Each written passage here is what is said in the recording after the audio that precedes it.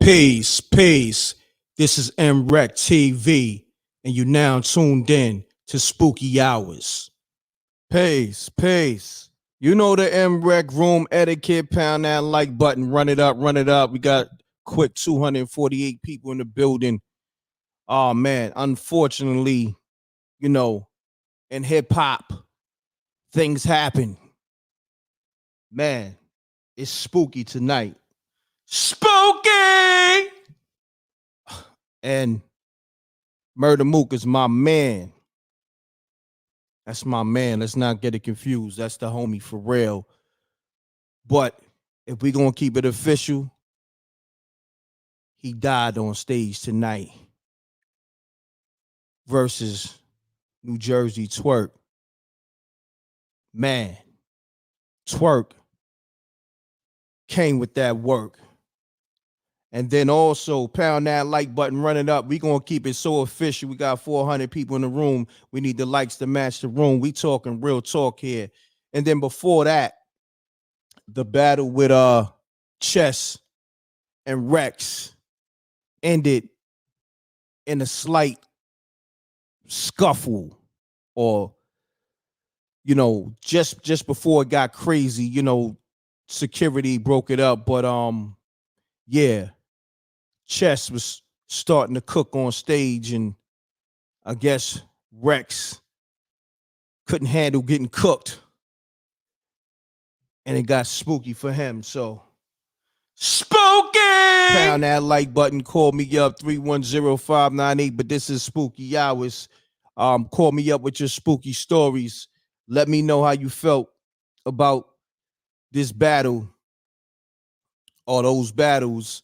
I didn't see every battle, but for the most part, let's talk about this T-Rex and Chess and this Murder Mook and Twerk joint. And let's get to the Spooky Hours. This is the live show. We got the knockout Kings of Comedy. Link is in the chat room in the description. Run it up. Let's get it. Salute to everybody that's supporting that. And yeah, shouts to my partner Rip, Forgotten Kings TV. Subscribe to that. This is the livest channel, the livest show ever. Okay, it's spooky outside right now. Okay, in New York City, it went down at Irving Plaza. It's spooky at Irving Plaza. It's real spooky at Irving Plaza. Let's get to it. Peace. Mute your audio. Mute your audio. Let's get to it. Yeah, mute your TV or mute your computer, whatever it is. State your name, where you're calling from, and let's get to it. Keep it clean. Let's get it. This is B52 in the Bronx, and man, it had to happen, man. And I just gotta take my hat off to Mook, and so it's over, man. The man's body, just kick some dirt up on this, and sing some songs, and move on, dude. Damn. Just let it go. Damn. Let's talk about this. I'm glad you called. Oh man. Is this? We knew him well. He had good days. Is this a clear 30 on Murder Mook? Yeah, man. Clear? Yeah, man. I'm buying flowers tomorrow. Damn. It's gonna be a lot of slow singing, flower bringing. Yeah. When them balls start ringing. Damn. White doves, get the pallbearers. Damn. Wow. Now let me ask you this. Is this your first time tapping into the show? No, sir. Okay. But you had to call tonight, and I'm glad you did. I'm glad you did, because I just wanted to know that I wasn't bugging, because I'm looking at this like, damn, this can't be the Mook that I know. Nah, he had a sad look, man. He had a sad look, like I ain't got no comeback for this. Now, it's some people that argue Mook got around, but then it's people that's delusional. Like, sometimes, I'm gonna be honest, one thing about me, and if you know about me, you tapped into the show, I'm gonna keep it official down the middle, right? Right or wrong. If you've been here, you know that. Yes, sir. You hold it down. All right. And people gotta stop with the Second coming of Ralph McDaniels. Salute. Man, thank you, my brother. And that's somebody that paved the way for me. That's somebody that's he's the guy. He's the god of this I want to say entertainment media thing. I don't even want to put the word black on it. He's when it comes to this entertainment media, Ralph McDaniels is the god of this. You know what I'm saying? And carbon copy, man. You the digital version carbon copy of it. Man, salute to Ralph McDaniels, Video Music Box, for paving the way for me because, listen, he did it like no other. And yeah, and that's the homie. Been on my platform. He saluted me the same way you saluted me. So shouts to Ralph McDaniels on that. But if we gonna get to it, man, I'm watching this joint and I'm like, Mook wasn't he wasn't trash, but New Jersey Twerk had so many haymakers after haymakers, especially that first round. I saw Mook first round. I was like, it was cool. I'm like, no haymakers. But when Twerk got on that stage in the bottom half of that first round, haymaker after haymaker after haymaker, crowd going crazy. I'm like, oh man, it's spooky, man. Bro, he went Mortal Kombat on him. Yeah. And you know what's so crazy, man? You got somebody in the chat. I'm gonna say your name because we give it up official over here. Pound that like button. Say what I want. You delusional. You saying Mook 121. You delusional. Like I'm just gonna keep it all the way stacked. And I'm gonna say this because I went live Friday on the whole Fabulous 50 Cent Rick Ross thing.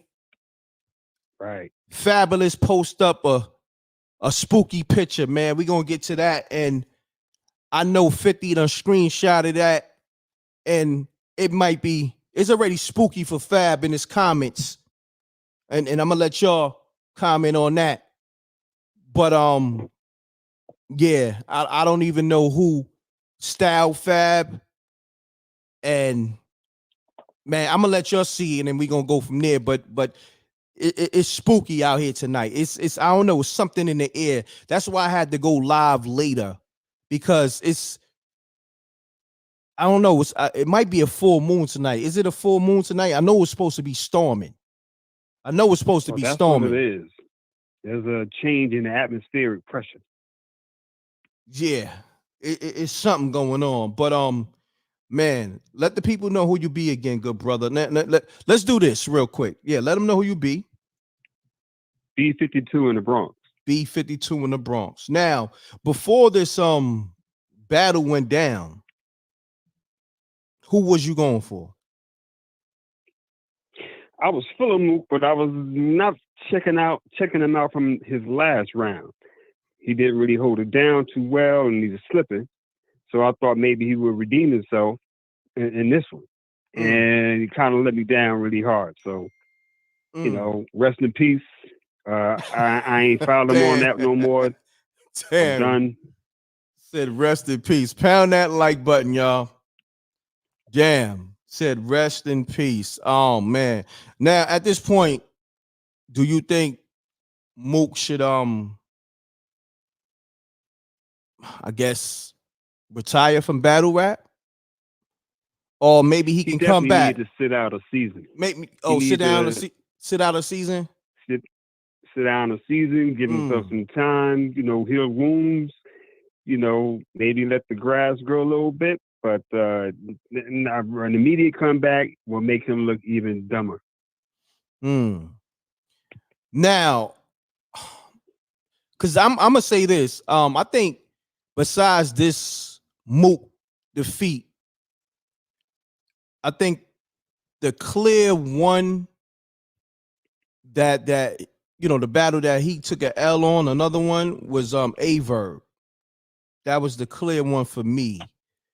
So this is, before Averb, Mook was like Mayweather in the battle rap sport. But now after this, Mook got 2 L's on his chest. He's LL Cool Mook. He's LL Cool Mook, and that's my man. You know what I'm saying? Yeah. I'm gonna have to call him up. He might be a little upset. He probably gonna see this live and like, yo, Wreck, damn, that's how you feel, Wreck. I mean, but everybody knows me. Wreck gonna keep it so official. You know what I'm saying? Yeah, keep me from jumping off a cliff, man. Talk him down. Oh man, listen. I'm gonna say this. I need everybody to call up. You watch the battle, or and then also let's talk about the Chess versus T-Rex. What you think happened in that before the altercation? It's bound to happen. I mean, come on. You got these brothers that's going at each other. They're getting all close up on each other. They from the street, so they not always leaving the street out there. Sometimes they bring it with them. And, they got these mama boys that had no daddies at home, that only through they got this emotional stuff that they built up, and now they got all the heat. Come on, it's bound to happen. But before that happened, I felt like Chess was cooking T-Rex. Like he was starting to cook. You know what I mean? Okay, well, yeah. He was starting to get a little warm up in there, and making us feel it. Yeah. Nah, he was definitely in the kitchen. You know what I'm saying? He was in the kitchen, and it's been a minute since what T-Rex been on stage, right? It was about last spring. But last time I've seen him. Yo, let me say this, man. Like, ain't nobody can't tell me nothing about Murder Mook, because him and Lux at one time, to me, was just like they was like the guys. They, nobody couldn't see them. But when you got people in the chat room saying Mook 2-1, and it's like, all right, now you're gonna lie to yourself. You can't lie to the people. You can lie to yourself. Don't come in the chat room trying to lie to the people, because they know m.reck gonna keep it official. You know what I'm saying? So you can lie to yourself all you want. Homie died on that stage tonight. And tell them to stop eating green Skittles. I mean, that's not what happened. Yo, that's the thing with me. I'm gonna tell people, not only I got the livest show, the greatest show, but I'm the livest nigga in the fucking world. Ask any actor, rapper, they ain't never tap in with a brother like me that kept it so G'd up. You know what I'm saying? So many people play games in this business and, don't keep it G'd up. Niggas lie to niggas. I'm not gonna lie to people. Like, you know what I'm saying? Like I said, Mook is my man. We done did shows together. I done booked them for events. So, I'm not putting no money in nobody's pocket if I don't rock with you. That's another thing too. I gotta really rock with you to put money in your pocket, because usually everybody be like, yo, nah, Wreck, you good. Nah, I can't even take your money. Like, that's why like my relationship with Pap is so ill, because Pap was like, yo, Wreck, nigga, put your money away, nigga. I can't take no money from you. You m.reck. Sean Price, rest in peace. It's because I'm a rare breed, and I don't bring, I bring so many opportunities to the table. Cats understand, like, nah, this Wreck, man. This ain't no promoter, nigga. You know what I'm saying? So, hold on one second. Let me check my line. Shouts to Spider Loke. I see him in the chat. He said, check my text. Hold on one second. Oh, Loke is wild. Shouts to Spider Loke. Loke is wild. That's my guy. He's in that Spooky Hours passenger and all that. Y'all can get that off spookyhourstv.tv. But yeah, man. Call me up with your spooky story. So my brother, I appreciate you tapping in. I just wanted to Can I, tap can I in with say the one thing? people. Yeah, yeah, my bad. From what you were just saying, it's on that the dudes and people I see you with, I know that it's going to be something good coming through, and it's going to be righteous, being that they with you on the level that you carry yourself on. Salute, So, King. Thank you. just wanted to put that out there. Nah, salute, King. I appreciate you, man, tapping in the spooky hours and calling up, giving your assessment on this murder moot versus twerk and just, being an m.reck supporter. That's love. All right, take a rest. All All right, my brother. Salute, King. right, good night. I'm gonna get Spider Loke on the line. Yo, Spider Loke, you saw the battle, Loke? If you did, man, I want to get you on the line. I want to get your assessment. Matter of fact, I'm gonna get Spider Loke assessment on maybe a few things, man. Definitely that whole Fab and 50 and Ross thing, and what else is going on? I mean, that Cam and I'm gonna be honest, that Cam and Melissa Ford, I ain't want to cover that. I'm gonna be honest. It's like certain things I'm gonna stay out of. It's like, I don't know, like, it's like let that be between Cam and Melissa Ford. Even like I don't know, man. I don't know. It is what it is. I just I don't know.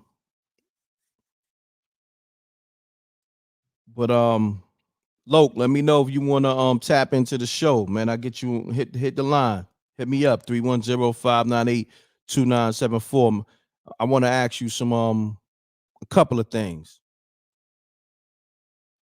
But for the most part, call me up with your spooky stories. Let's get to it. Your Ab, call me up. I'm about to call people. Matter of fact, Malcolm owed me. I'm about to call Malcolm. Because I called Malcolm last week. We're going to get to these spooky hour stories. We're going to talk this battle rap-ish, all that. Hold on. Nah, that's the lingo. So if listen, I mean, if you know battle rap, you know when somebody gets smoked 3-0, that's the lingo. Niggas be like, homie died on stage. That's just what it is, man. You know, welcome to battle rap. You know what I mean? That's what happened. That's what I witnessed. I witnessed a body on stage. Unfortunately, it had to be my man. You know what I mean? Matter of fact, hold on. Let's do this. Let's do this. Hold on. I'm gonna call my man Rip. Rip gonna keep it all the way a stack. Hold on. We gonna do this, man. We not see one thing about me. Hold on. We got Lisa Jackson on the super chat.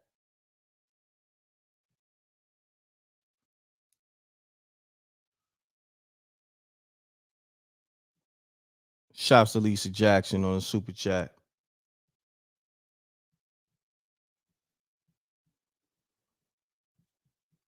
Appreciate you. Hold on. Let me get my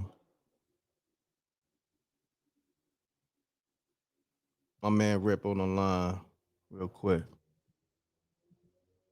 Pound that like button. Let's get to it.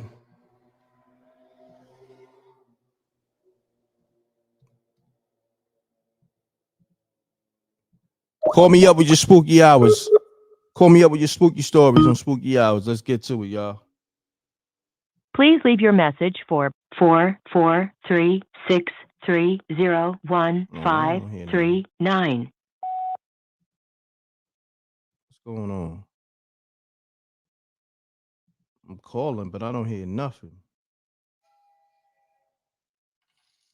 Hold on.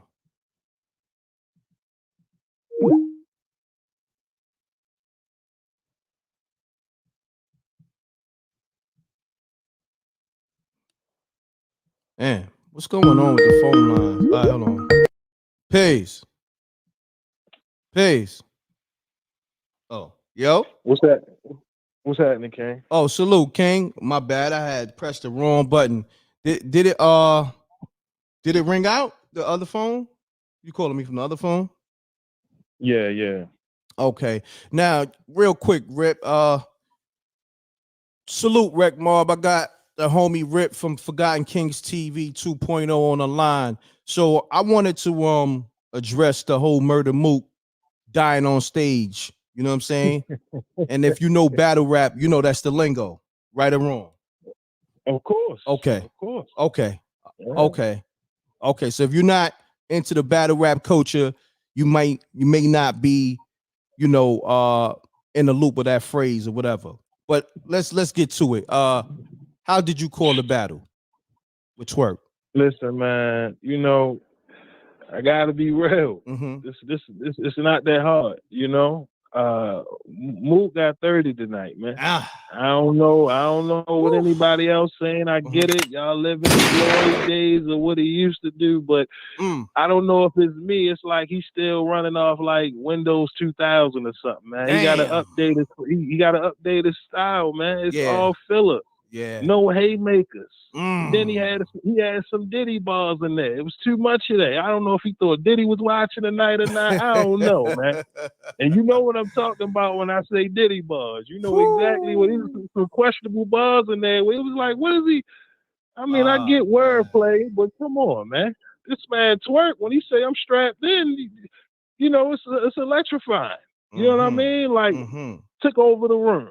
Then when Briz came out there, the man started crying. I said, "Yeah, it's over, y'all." But in all fairness, I think his strongest round was maybe his second round for Mook. Yeah. You know what I mean? But even with that, it wasn't no clear haymakers. It was like, you felt the energy stepped up a little bit, but it wasn't like nothing crazy. You know what I mean? It was like, it was cool. You know what I'm saying? It was a cool step up, but that wasn't that. That wasn't that work. That it wasn't I say for instance, his last battle was what? Geechee Gotti like a year ago. And the energy from that, and to me, I'm be honest, the bars, they was dope, but I just felt like he controlled the room because he was in New York City, but also like he said the right shit. Mook said, you know what I'm saying, especially with Geechee Gotti being from LA and the whole Biggie, angles and all that, you know what I mean? Right. So but historically Mook has always, brought a crowd with him. You know what I'm saying? He always get that home field advantage. But even in this battle, it just wasn't enough. You could have had a million dots on his head. It wasn't going to be enough tonight, man. Twerk showed up, and granted, let's be real, it was some stumbles in, that second or third round of Twerk. He wasn't flawless. You know what I mean? All three rounds. We're not going to play them games either now. It was some stumbles in there because at first I'm like, this man better not choke. You know what I'm saying? But he did enough to me. To win the bet. You know what I mean? You look at the poll. I seen Nunu, she put up a poll on Twitter. Everybody gave it to Twerk for the most part, man. Some couple people said 2-1 Twerk, but anybody else saying that who won the battle? Yeah, man. Come on, man. I'm seeing people come in the chat, and I'm like, yo, I'm seeing they saying Mook 2-1. I'm like, stop being delusional now. You know what I'm saying? It's like, now we not gonna do that. That's one thing over here. You can't spread poison over here. You're not gonna do that on this platform. You know what I mean? We're gonna keep it real. Now, if you want to give Mook the second round, cool. You know what I mean? 2-1. You want to give him a courtesy? 2-1. Oh man, I don't see how you give him a round. I'm sorry. When somebody say I gave him the second, I'm like, how? With what? Did he get a Don DeMarco? I don't even think he got a Don DeMarco. Nah, he ain't get a Don DeMarco. Like, if you don't get a Don DeMarco, your shit ain't going off. But yo, Rip, I appreciate you tapping in, bro. They starting to call up crazy. I'm gonna hit you back. Got them started. Yeah, you got them Salute started. To the Okay, Wreck Mob, man. salute. Get that Knockout Kings of Comedy special. We running it up right now. You know what I'm saying? Tap in, man. That's a fact. Yeah. Salute, King. Peace. Peace. That's my partner, Rip from Forgotten Kings TV. Tap into Forgotten Kings TV 2.0. We got the Knockout Kings of Comedy. Okay. Make sure you tap into that. I'm gonna put the yeah, hold on. Make sure you tap into this. Run it up, real funny joint. My man Scruncho, he's the headliner on this joint. We got it's hosted by Reggie Carroll. Real funny special. Tap into this. The link is in the chat room.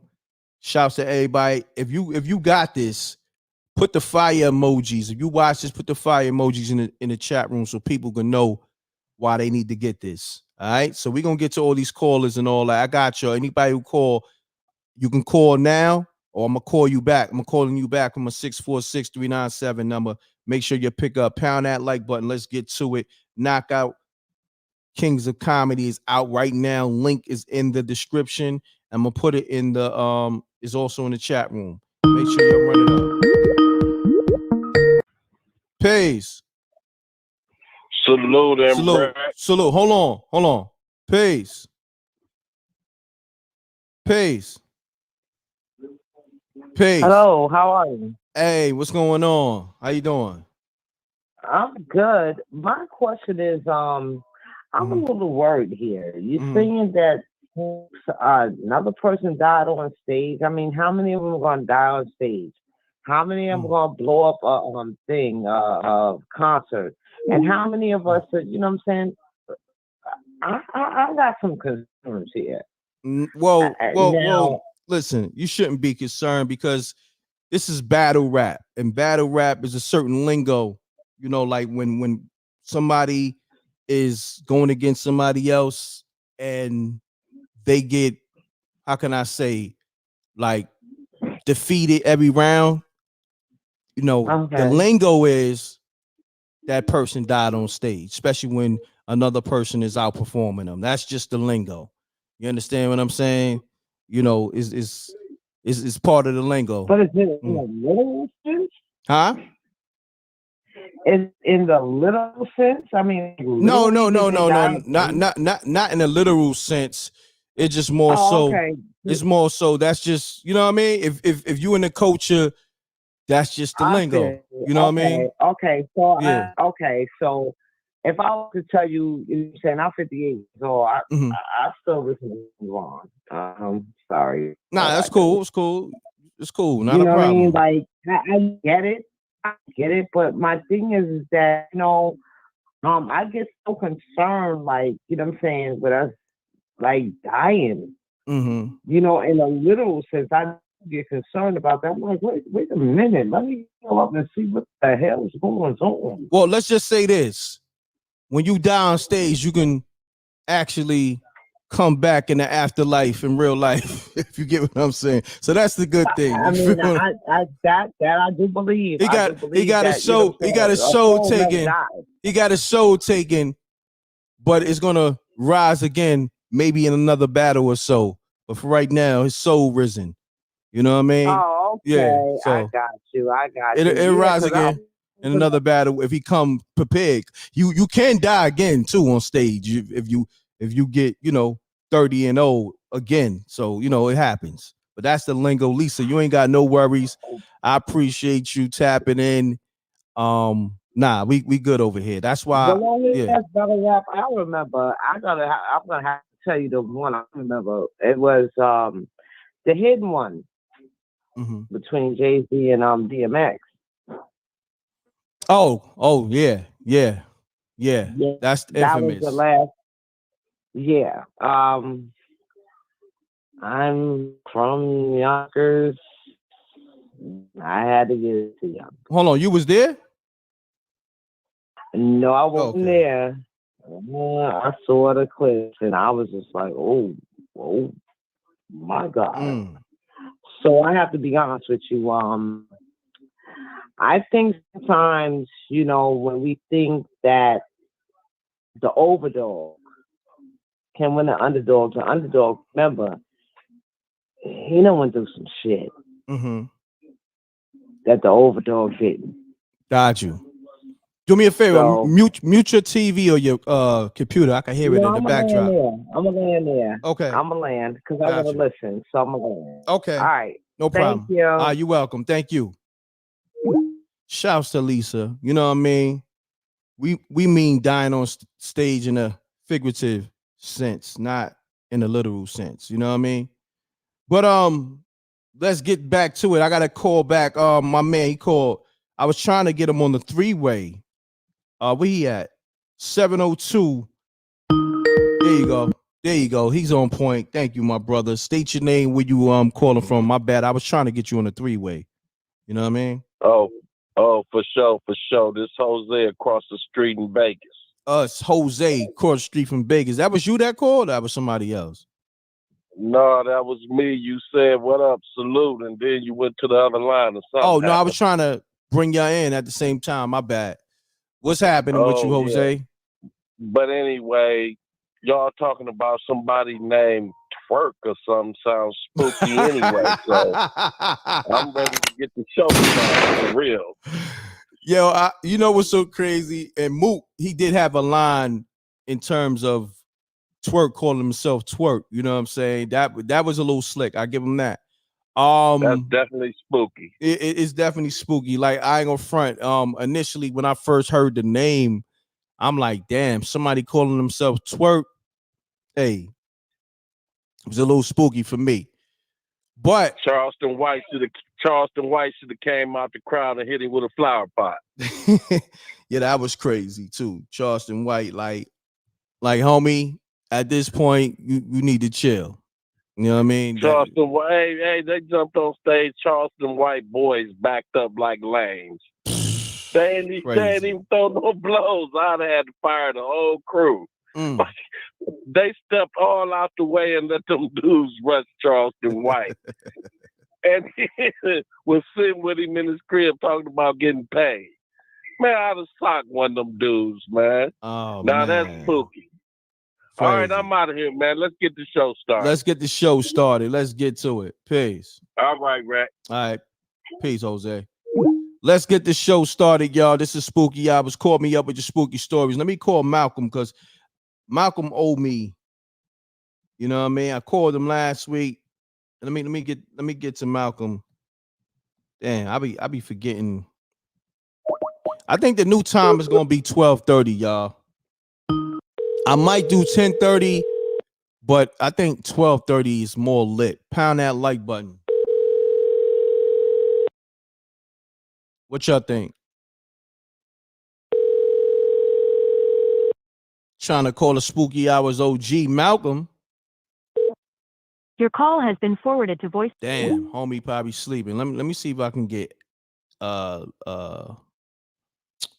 Eb or Peach on the line. Come on, y'all. Let's get this Spooky Hours going. What we doing, y'all?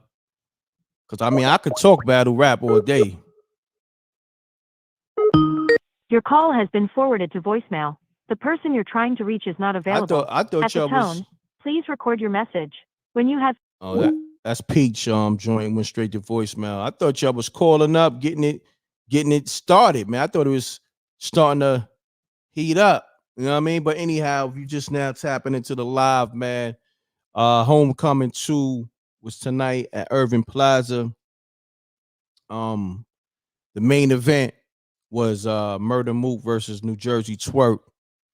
And I want to say this, man. Regardless of how you felt, that definitely was Twerk got a 30-piece. He caught a 30-piece tonight on Murder Mook. He gave Mook the 3-0. You could say a gentleman 3-0 if you feel like you want to, like, it was a 3-0, regardless of how you want to slice it and dice it. Yeah. Yeah, Mook want to probably Malcolm pick up Rec. Okay. Mook probably want to regroup. And I'm saying this respectfully. Like, Rip had a point. You know, homie got to update his style. Sometimes when you get a spanking like this may help you in a sense because, you know, you've been winning so long and then, you know, I guess the verb loss was kind of debatable. You know, in Mook mind, he's still in take a loss, but he got to know this one didn't go his way. And you know, Mook beat Tay-Rock when they had a battle. You know what I'm saying? Like, and this one I'm saying that's the homie, but me, I gotta call it how I call it. Like, all right, say for instance, right? This right here, y'all know we covered the whole Fabulous chiming in on 50 Cent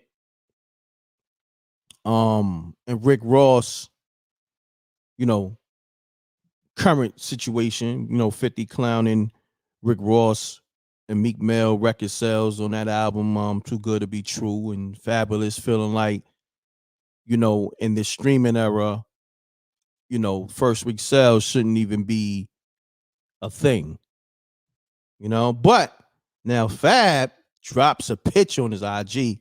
Mind you, hopefully he ain't deleted. Man, they cooking Fab in his IG post. I'm just being G'd up. And mind you, you know, I said Fab is definitely a bar smith, a lyricist, but I don't know who. Y'all let me know. Hold on. I'm gonna talk my talk, but y'all gotta let me know who in the hell told Fab this pick was a go. Like, see, this is why you gotta be careful who you got on your team. Hold on, let me take this off the screen. Right. So look, now I goes on IG.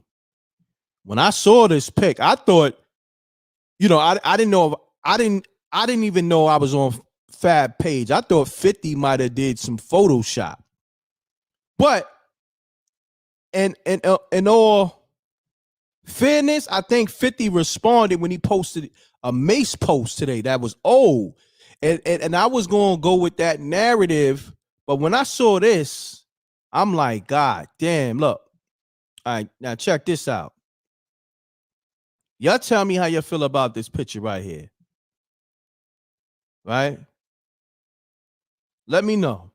Call me up. What kind of vibes you getting off this picture? I just need to know. Because in the comments, I'm gonna pull up the comments. In the comments, they going to work on homie in the comments. I ain't gonna hold you, man. Man, oh man.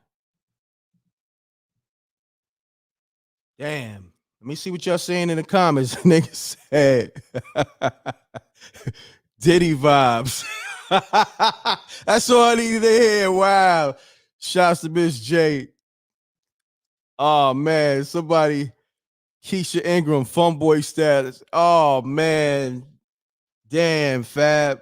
Oh man. This is the comments. Fab is zesty. God damn. You know, 50 is gonna have a field day. It's like you can't even give 50 no ammo. This is, oh man, this is crazy right here. He already had ammo from the you know, the Drink Champs interview, but damn, this right here, nah, Fab, like delete this. Like, shouts to Lisa Jackson on the super chat again. She said, "Free your kids. You can't say bye to me when the dog growled." And said, "What? What?" That's how I called it, respectfully. Shouts to Lisa. Oh man. Pace, TG, I know you had the call up, man. What's going on, man? Yo, peace. Peace to the ball, man. And peace to the wreck raw. TG, talk to me, man. What the hell is going on yo, here? Yo, I just want to say, man, first off, where we left off yesterday, man, like, I felt Friday, bad. I Friday. To call back, Yeah, Friday, my bad. Yeah, because I felt bad afterwards because what I forgot to do after I finished going in was put a little respect on son name. You know what I'm saying? Because, like I said, you know, he's from town, and I touched on it, but like, don't sleep on Fab, man. Like the you know, they really with the ish. You know what I'm saying? At least they was back in the days. And for those who don't know, pardon me. For those who don't know, yo, bro, the clubs wasn't even safe when them dudes was running around. You could ask a lot of NBA players. That's a fact. We not disputing that. But Fab, look, and for people who don't know, yeah. You know, street fam is really putting work in putting work in on the streets, right? For real, right? But without even talking about it. But let's address the elephant in the room. I know. Let's. I can't look. I'm looking at it right now, man. It's hard to look at, bro. Nah, but off the rip, what kind of vibes you getting off this? If we gonna keep it official, we got to keep it official. Bro, it looked like the old lady clutching her pearls. Oh man, damn. It looked like child. You know what I'm saying? Like, it's real zesty out here, man. That's man. Yo, I swore. Like just I swore when I woke. Well, not even woke up because I was up early, but when this came down my timeline, I'm like, oh man, this nigga 50 is wild. I'm thinking, man, I thought the nigga 50 got somebody to Photoshop it, but then I looked at the page, it said, "At my fabulous life." That's what I'm saying. I'm like, bro. nah. I had to check it out, man. I was like, yo, fake news. Yeah. You know what I'm saying? But yo, I'm a you know what I'm saying, get back in the bush, but this was damn, son. Now look, after that comment, right? What's the pose for? Yeah, it just everything for me is just not everything. It's like a lot spooky. Of wrong. I don't see nothing right. Everything with this picture is hella spooky. I just gotta keep it, bro. I just gotta keep it a stack. And we gonna read the comments, man, on this page. You know what I mean? Yeah, the rec mob gonna go to work. But see, this is the thing with everybody. Now, you know, the rec mob is gonna handle their BI, but we gonna go to his page. This is his fans saying this. We're gonna go there, and then we're gonna get back to the rec mob because we like to keep it fair because Fab is from Brooklyn, but that got nothing to do with nothing. Because we gonna give everybody this work when you gotta get to work. Rick, you know what? I mentioned it before, man, but like, yo, could this be? Yo, hold that thought, King. I don't know, but hold that thought. I'm gonna hit you right back. Peace. Mute your audio. Peace. Did 50 put that on? Because that looks horrible. Oh, if you can, mute your audio in the backdrop because it's cutting through. I did. Okay. That looks horrible. Now that is horrible. Yeah, 50 had nothing to do with that. You know what's so crazy? I thought he did, but that's Fabulous and his stylist doing. You know. I'm sorry, sir, but I'm sorry. I have to say this. He's just a little broken. Damn. Start with B in the beginning. Sorry, sir. That just looks horrible. Damn. That right there looks horrible. And again, we want our women, our children, to do what? This? Yeah. When they look more zestier than them? This is crazy. Pound that like button, y'all. We having real talk here on. For God's sake, m.reck sir, I don't know what's wrong with us. I don't know. I'm gonna tell you something. I'm gonna say this, and I'm gonna say this in real talk. I'm 58 years old. These motherfuckers in the way of my goddamn. I'm sorry. Whatever is the network. I'm sorry. But them folks is getting away with my daggone reparations money. with all that's going on. It's crazy. It's just wrong. Yeah. These ain't folks with the with the plow and the you know what I'm talking about, right? Mm-hmm. These ain't our folks. What happened to us? Yeah, I don't know, but Lisa, I appreciate you calling, man. Thank you. You're welcome. Oh my God. You're welcome. Take care. Shouts to Lisa on the check-in. Shouts to everybody. You know, if you sending a super chat over 10 and better in the Cash App, I'm gonna send you a link for that Knockout Kings of Comedy. Shouts to everybody who ran it up, who've been running it up. You know, getting the special. But yeah, let me know how you feel about this fabulous pick. Peace. Peace. Hello? Yeah, hello? Hey, are you doing spooky stories? Yeah, this is Spooky Hours. Who this? Stephanie. Stephanie, love your voice. Where you calling from? Hey. I'm in Niagara Falls. Okay. So you got a spooky story for us tonight? Yeah. Okay. But real quick, are you looking at the screen right now? No. Okay. I would love for you to look at the screen if you can, because I need your opinion on this.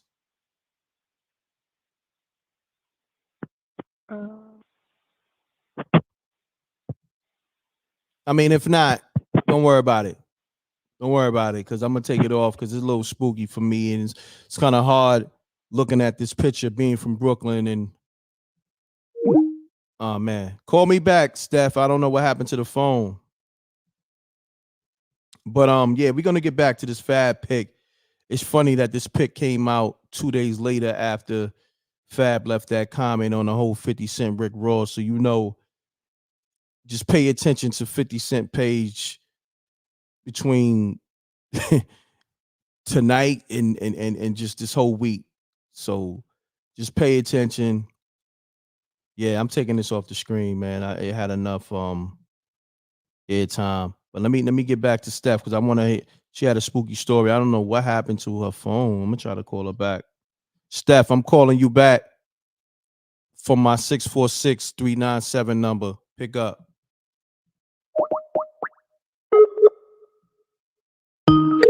Pound that like button.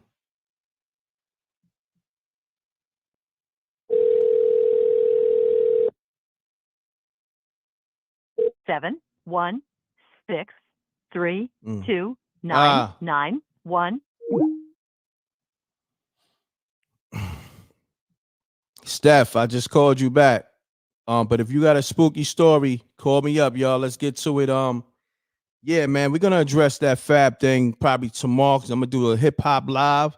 This is Spooky Hours. I mean, that is a spooky, a spooky pick. But I mean, it's on y'all. If y'all want to go there with it, we can. You know, we can. If y'all want to go there, you got a story, King Cross, call up. Let's get it. Let's get it. Call me up right now. Let's get it, y'all. Come on, let's get the Spooky Hours thing rolling. I addressed the whole battle rap thing already. I want to get to the Spooky Hours. That's what we do. Let's run it up on Spooky Hours. Because if not, this will be like a battle rap, I guess, live or whatever. You know, I'll change the title. But yeah, let's get to it. This is Spooky Hours though.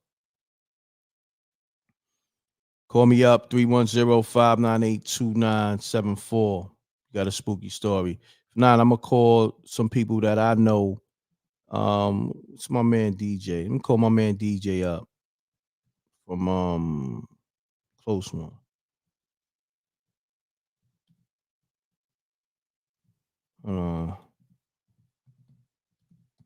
Let me see, DJ. He might, yeah. And I think the subscriber you have dialed is not. I think I saved his. I think he had a new number too.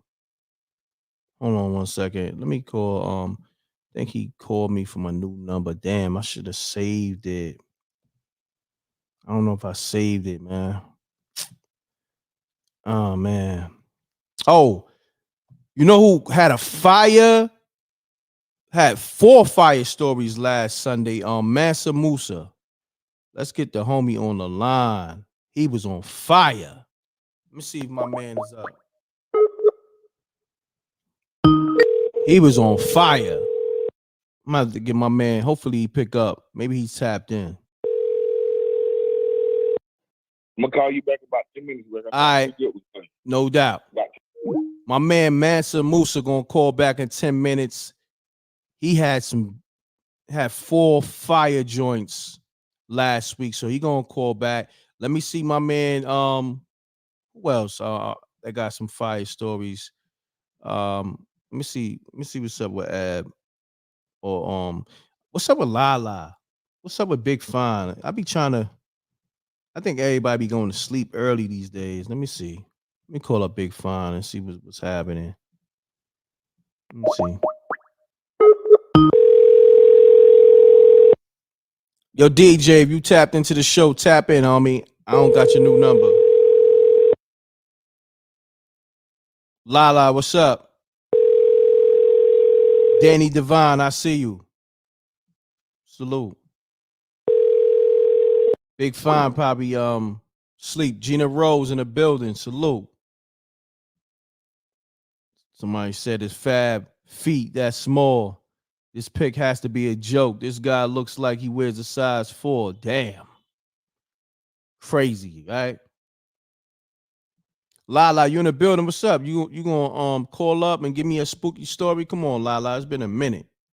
You know, you got the spooky OG status as well. You've been around a while, telling some good stories. What's going on? Let's make it happen, y'all. Let's get this spooky hours running. If not, we're gonna just already kind of address the whole battle rap thing. What else? It was battles. It was other battles too. If you saw the battle with Murder Mook and Twerk, just call up. That's where we at. We gonna keep this thing going. I'm up tonight. I called Malcolm already. He didn't pick up. He probably got to go to work. Like, people been going to sleep early these days. You know what I'm saying? Where the tub lady at, right? Why not? Let's get the tub lady on the line. She's always fun. Tub lady, where you at? Tatum, call up. The people want to hear from you. You in that new house taking those baths? Tub lady, call up. Let's get to it. That's one thing about the tub lady. She always on the check-in. I love Tatum energy. Oh man. Tub lady, where you at? Key to T in the building, big time, always. Jamie Prosana. Oh, Lala, you got a little something to call up. What we doing? What's going on? Lala, break the ice. Lala, stop playing. Stop acting shy. You a spooky hours OG over here. Stop playing. Let's get to it, Lala. Lala, come on now. It's family here. You gotta set the tone, Lala. What we doing?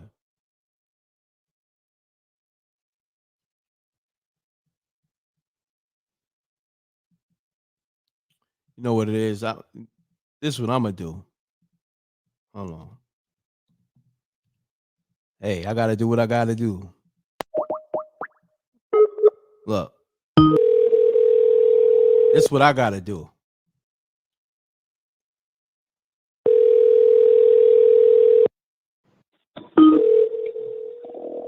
Hello. This is what I gotta do, right? You wanted me to call you, right?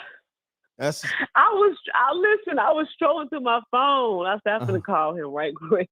No, you wanted me to call you. I know how it is, man. I know how you women get. You know, y'all want to feel like you're still being courted. You know, you got the m.reck call. You got the m.reck late night call. You got it. It's 1 a.m. I'm calling Lala. Yeah, the world know. Okay, you got it. Oh my God. You got it, baby girl. I was just about to call when you started saying my name. I said, let me grab the number out of here. Let me call him right quick. But you called me first. That's all good. I don't mind calling. You know, you got the late night from m.reck. You can show the world. Look, you know what I mean? It's all good. What's happening with you? How you feeling though? I'm feeling good. I'm feeling really good. That's what's I up. wanted somebody to set off the spooky. Word. so I don't know. Nah, you gotta set it off. You that's you. That's you. You gonna set it off, and you know how it goes. It's gonna be a domino effect. That's you. Let's come on, Lala. What we doing? What we doing? It's spooky tonight. Okay, it is a spooky night, but it's crazy because I work tonight. Oh, you do? When I got up to go to, I did. I'm off now. Okay. But I went to go to work. I was like so happy to go to work. I said, "Why am I so happy?" I mean, it's a good thing, but I was just. It was a dark and gloomy, rainy day all day, but I got up to go to work. I'm like, I'm very happy to go to work today for some reason. I don't know. Oh, I mean, some days it be like that. I don't know what that means. It's a good thing. So what happened at work? Let's start there.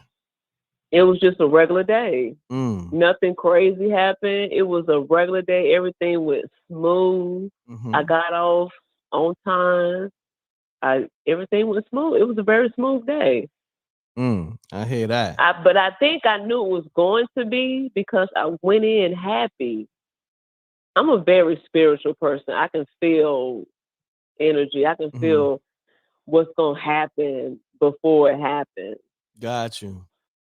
And this kind of ties into this little story I want to tell. It's not like very spooky, but it's very like, I don't know. Y'all can be the judge of it. Now let's get to it. Come on, Lala. Let's just tell it. You know, we here. Okay. We got you here.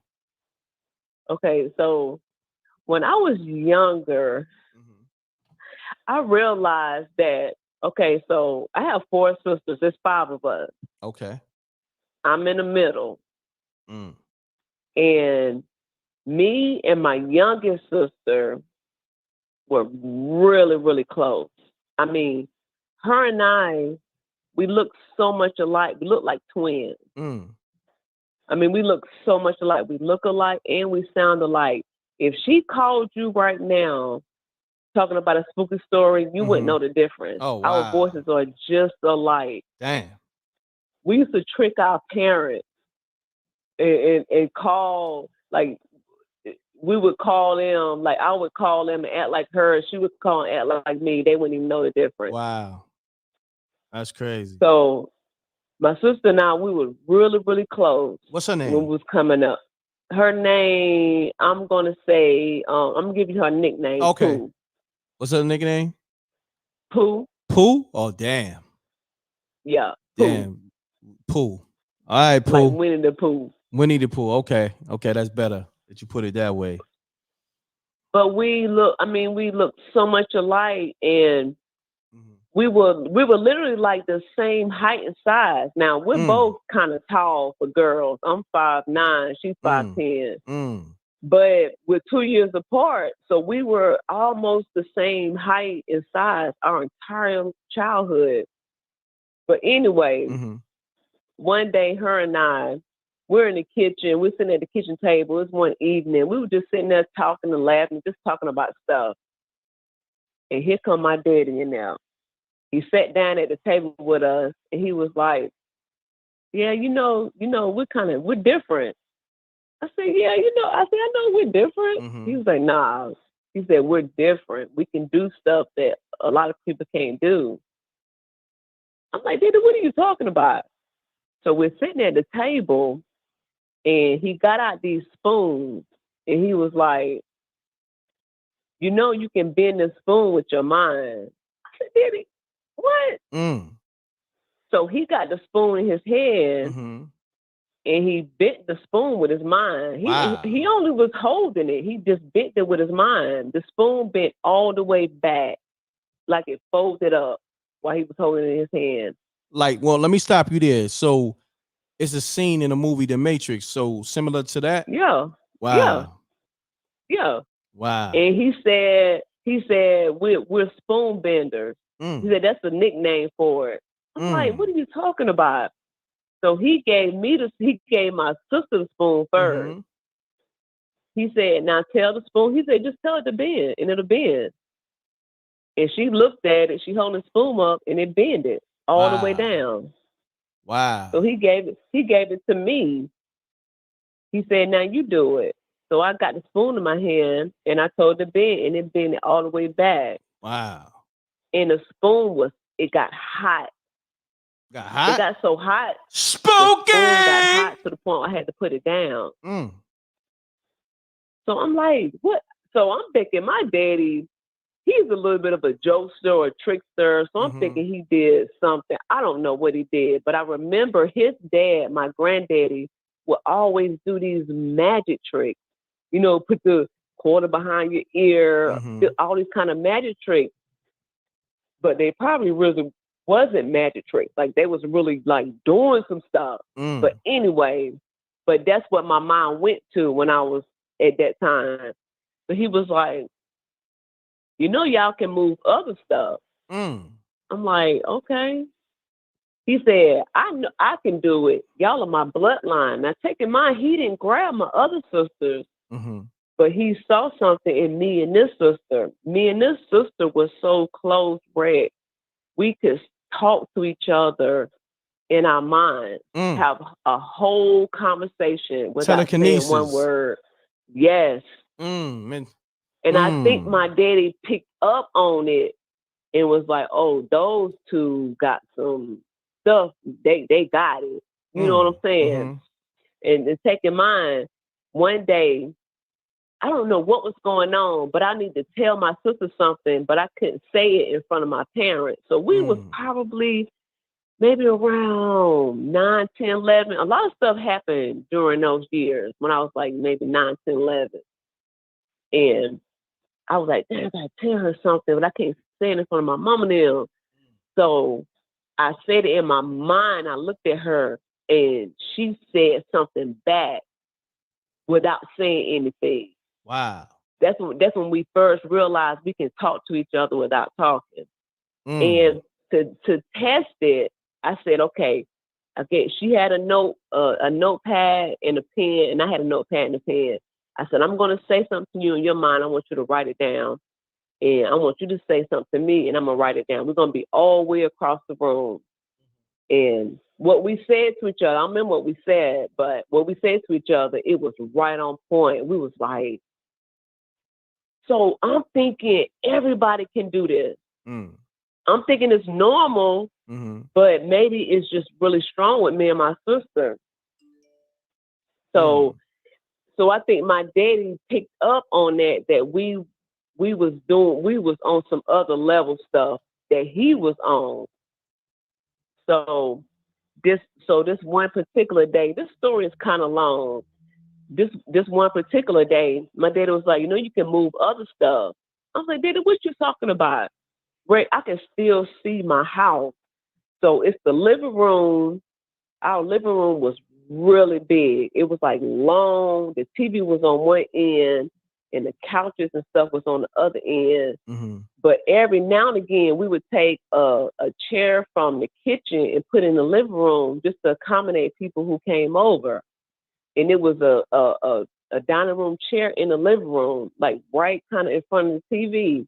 And my daddy was like, move that chair with your mind. He asked my sister to. So she did it in a chair move, maybe like a foot over. And it scared her. She was like, I don't want to do this no more. And my dad said, it's okay. You don't have to do it if you don't want to do it. So I remember her leaving the living room and I'm sitting there. I'm like, Daddy, what was that? You playing a trick? Is it a magic trick? He said, it's not a magic trick. So we got the couch, the love seat, the chair. And then, like I said, the living room was big, so it was long. The TV was all the way on the other end. So my daddy was like, you can move that love seat. I'm like, Daddy. He said, just look at it and tell it to move. I said, so I did it. I looked at it and I told it to move. And this love seat jumped over about a foot. Frank, it scared me. I'm like, at this time. I said, yeah, my bad. Go ahead. Finish your thought. I'm gonna say some after. I said, Dad, I don't want to do this no more. Like, how did this chair move? I don't understand. And he said, it's okay. So he was trying to get us used to, or maybe training us to do this kind of stuff, to work with our mind in a different way. But it really freaked us out. Wow. And we didn't want to do it anymore. Let me ask you this. Yeah. Before you go on, about how old I was. Were y'all? I can't tell you in an exact age, but like I said, it was between 9 and maybe 12 for me when this happened. Wow. That's powerful. That's crazy. So let me get into the second part of the story. I'm sorry. Yeah, continue on. So I got a little older. I was around 14. Now, this was right before I met my baby daddy. Right before I met him, there was this guy that moved in our neighborhood. Oh my God, he was so fine. It didn't make no sense how fine this guy was. Really tall. He was just really fine. He played basketball. He was fine. And all the girls in the neighborhood wanted him. Okay. All of the girls. His daddy lived in our neighborhood, and something happened. He got kicked out of school, and his mama sent him to live with his daddy. Dude was fine. All the girls wanted him, but he wanted me. Oh, he was on you. So he was on me. So we started talking. We formed a friendship. Now, I'm not like 14. Like I said, it was right before I met baby daddy. So we could be friends, but we couldn't be boyfriend, girlfriend.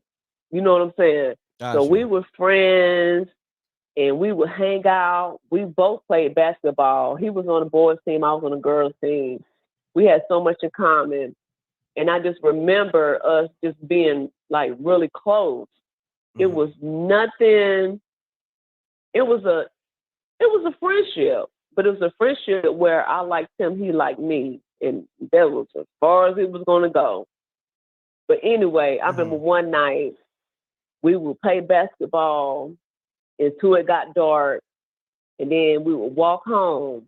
Now, some nights he would walk me home, and I would just go in the house. Other nights, when his dad was home, we would go to his house and play video games or whatever we used to do, just sit and chill.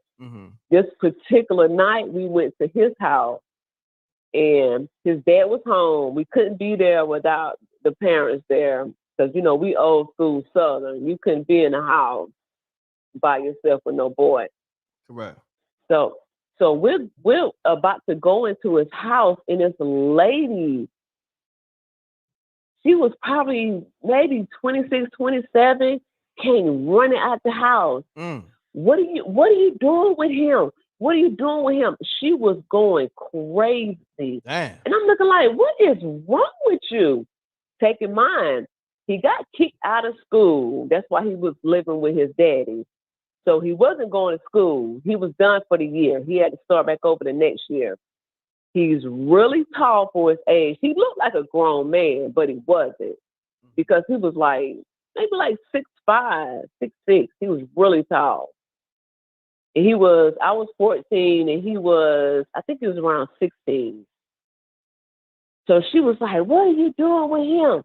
You shouldn't be, that's a grown man. You shouldn't be with him. I'm like, lady, what are you talking about? He's not grown. He's 16. He's grown. So she was going back and forth. The daddy had to come outside to tell this woman, this is my son. He is not grown. He's 16. Like, leave him alone. So found out that she wanted to, I guess, have a relationship with him or try to sleep with him or whatever. But she thought he was a grown man, but he wasn't. Anyway, this woman was going crazy. So the guy's dad was like, go and get your mom. Go and get your mom and let her talk to this lady. So me and the guy went to our house, which we live one street over from each other. Went from my house, got my mama, this lady she was literally trying to fight me. Damn. to put it in perspective. She was like, I'm gonna whoop your ass, I'm gonna do it. I'm like, what? I don't even know what's going on at this point. He said, go get your mama. We go get my mama. They're taking mine. I'm telling my mama what's going on. My mama and my daddy there. So mama's like, what? Oh, my mama was a beast. My mama would smack you. She didn't care. Like, you are not gonna mess with my kids. So me, my mama, my daddy go out here to the woman's apartment, like right in front of her apartment. The lady's still out there screaming and going crazy. Wow. So my mama came out there and my mama got in her face, like, why are you trying to fight my daughter? What are you doing? Like, she was going crazy. You gotta think, this is a grown woman trying to fight a child. So my mama went crazy. Let me give you the scene. So when my mama came out there yelling, screaming, everybody came outside. So it's this big crowd of people. So it's my mama and this lady. This lady is barely 5 feet tall.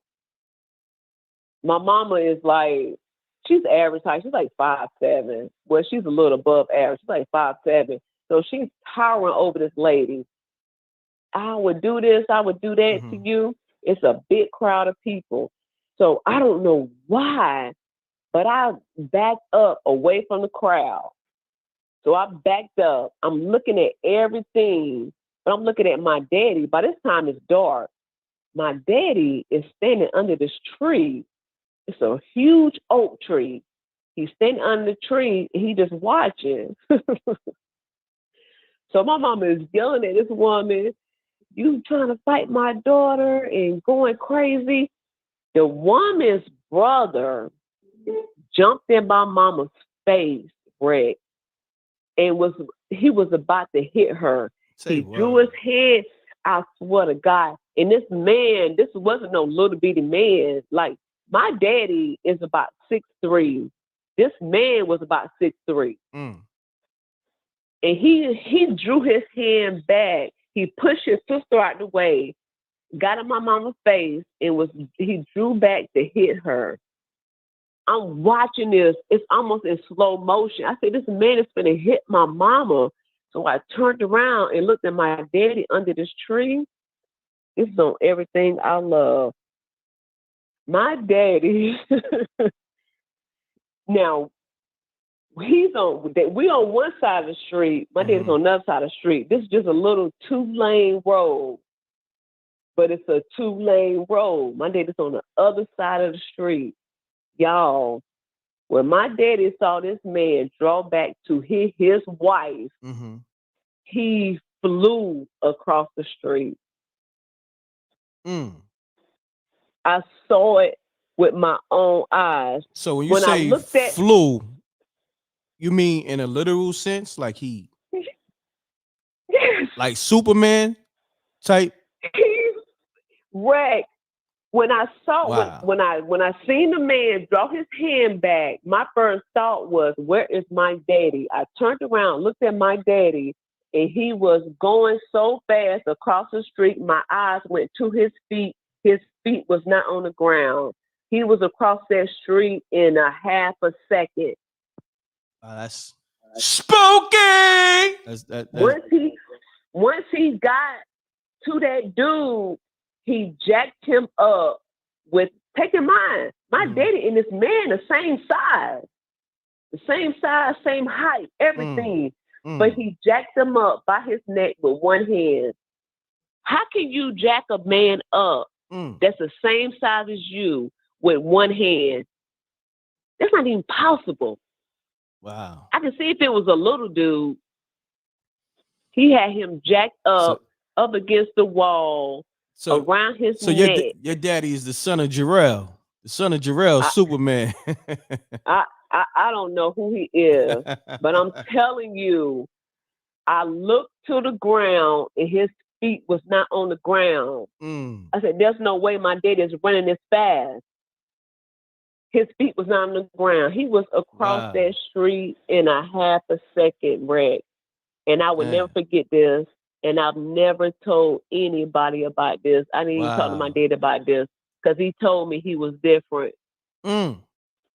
He told me, he said, we're different. Wow. That's ill. That's an ill story. That's spooky. I appreciate you telling us that you know you're different. You know, we're different. Your sister, well, all of y'all, or just some of the siblings? All of us are. Like I told you about the younger sister, but we got a sister in between us, and her and I have communicated telepathically, but it scared her, so she just stopped doing it. Oh, wow. But I know we all can. Wow. We are all different. I don't know who we are, what we are, I don't know. But this is when we was kids, when we was innocent. We didn't know nothing about nothing. We was just doing what we thought all kids could do. I thought everybody could do this, and they probably can. Probably. Even to this day, me and my younger sister, we're not as close, but if we're sitting in a crowded room and something going on, we can look at each other and be like, yeah, that part, let's go. Wow. Like, we have that to this day. That's what's up.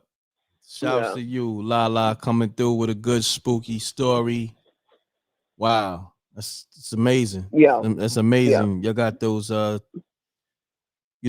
telekinesis special capabilities.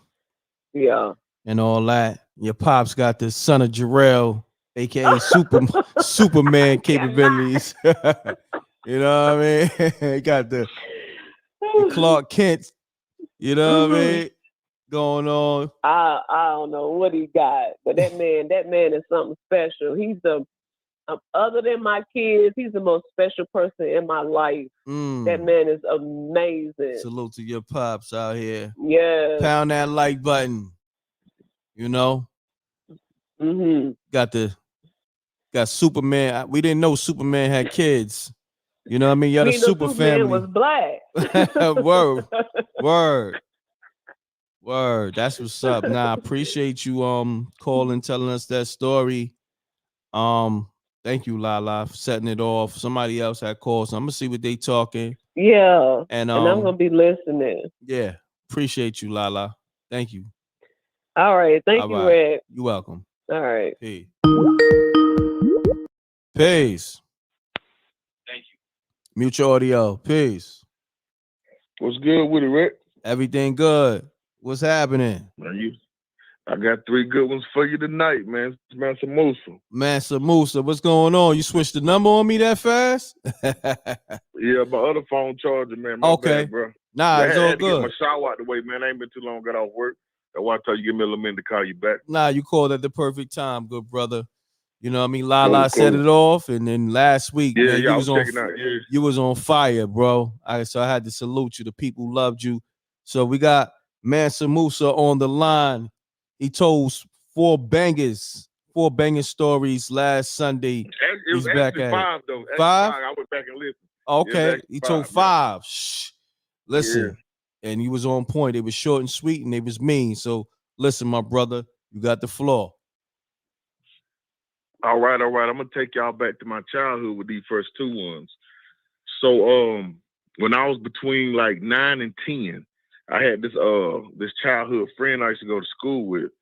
And this dude would always come to school, man, with bruises on him. He was a little white dude. And he would always tell me, I was like, man, what's wrong? He'd be like, man, my parents are monsters. You know, we kids, we don't know nothing about reporting to no authorities or nothing. I'm like, you know what I'm saying? Like, cool, you know, maybe you're just getting a whooping or something. So we would always chill out every day after school or whatever. And he stayed like a street over from me. And he was like, man, you gonna come spend the night with me? And I ain't think nothing about what he had been telling me about his bruises and stuff. So my parents, they cool or whatever, and they knew him because he used to come over there and eat. So I was like, all right, so we made a little plan one weekend. I was gonna come spend the night. So I went over there and spent the night. And everything was cool, man. They seemed normal, but they were still kind of weird, like quiet, like. So he had like a one little bed in his room or whatever, and the game and the TV. And he had like a little old Atari. He was like, man, I'm gonna make a pile on the floor. You can sleep on my bed, buddy. I was like, cool, you know. So try to fast forward through it a little bit. He was playing the game, and I got on the bed and eased off. So I woke up, I don't know what time it was in the morning. I just know it was pitch dark. The game was still playing. He was on the floor asleep with cover on him. And I got up to pee. How his roommate, you could see the bathroom door, but you gotta come out and step like 3 feet to the right, and you can go straight into the bathroom. You see what I'm saying? Mm-hmm. That's how it's made in the hallway. Got you. So I got up out the bed, stepped over him, and the house was just eerie quiet. So literally, I walked to the edge of the door, and you know how kids are. You know, we that young, we like to peep out, see what's going on. So I peeped to the left and see nothing. I peeped to the right. I see his mom and his dad at the edge of this long hallway bent over, and I'm thinking, like, what's wrong with them? So I peeped my head out a little bit more. His mom literally lift up, and I seen her eat a whole cat. What? Literally down her throat, eat a whole. Man, listen, wait till I finish telling you. Hold on, literally eat a whole Spooky! cat. Yeah. Continue on. Continue on. Yeah. This is some childhood stories I'm telling y'all. I literally see this woman eat a whole cat. They literally both bent over in the floor and they butts facing me and they feet. Literally eat a whole cat. And the dad, he bent over too. He literally eats a whole cat and it shot me and I backed up. And when I backed up in the doorway real fast, it creaked like, and I could literally hear them get up. And I walked back to the bed. Literally, I got a piece so bad. I walked back to the bed and I covered up and put the cover on me and had my hands up. But the cover was on my head and my face, and I could feel whatever it was. I don't know if it was them or whatever. Walk dead in this room and breathe over me real heavily, like breathe over me. I'm literally shivering, shivering up on this cover. I can still think of it now. It's giving me cold chills. When I was a kid, I didn't say nothing. I felt tears rolling down my face. I was just like, I don't know what's going on. I was literally scared. I stayed in that position till sunlight started coming through this window that was over my head where his bed was.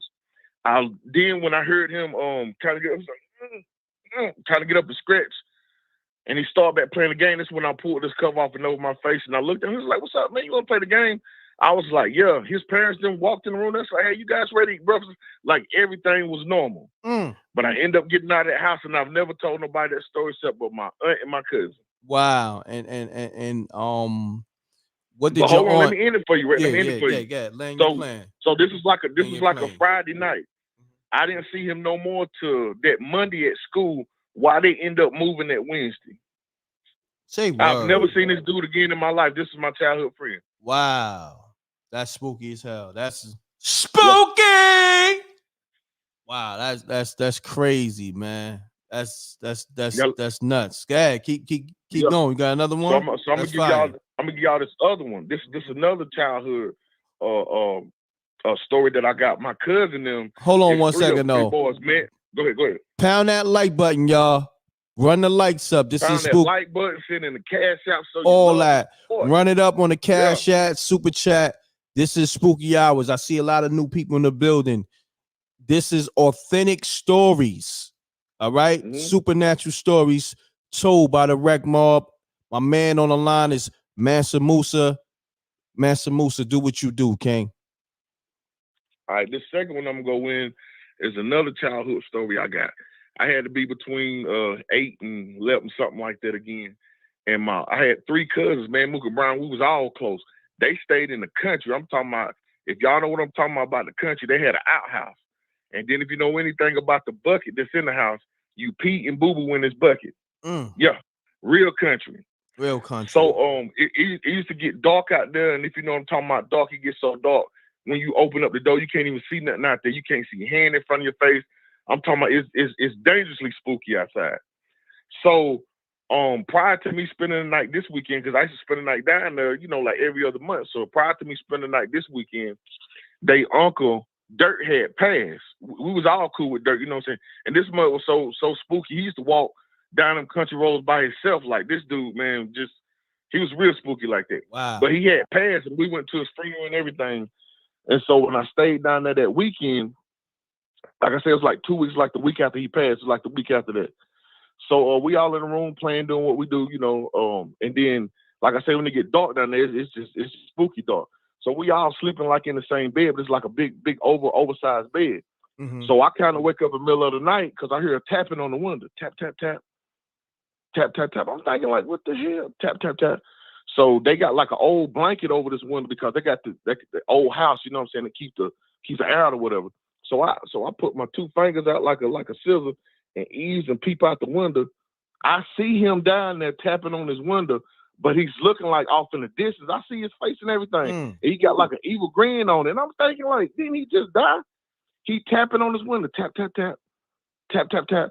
So I ease back and get back in the bed. So in the other side of the house, I heard my uncle and aunt get up. And I hear them talking. And I hear him get up and he walk all the way through the house. Boom, boom, boom. Go to the front door. Hey, yeah. And I'm like, what's going on? So I'm laying there and it get quiet. I hear him walk back through the door. I mean, walk back through the house. So I'm laying right there like 5 or 10 minutes past.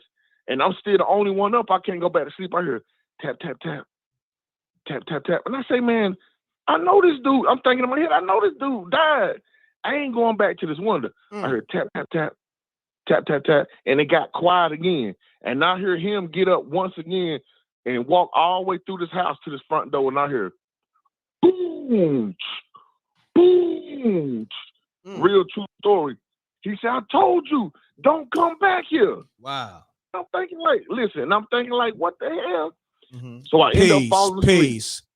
We get up that morning. Go ahead. No, you good. My bad. I hit the button by mistake. Yeah. Yeah, everybody up but me. So I finally wake up and get up, eat breakfast, and we talking amongst ourselves. And I hear him tell my aunt back there, I ran it off. I told that thing, don't come back to this damn house. To this day, I don't know what it was. Wow. Crazy, bro. Hold on 1 second. I got to put the plug in. My computer about to die. Hold on 1 second.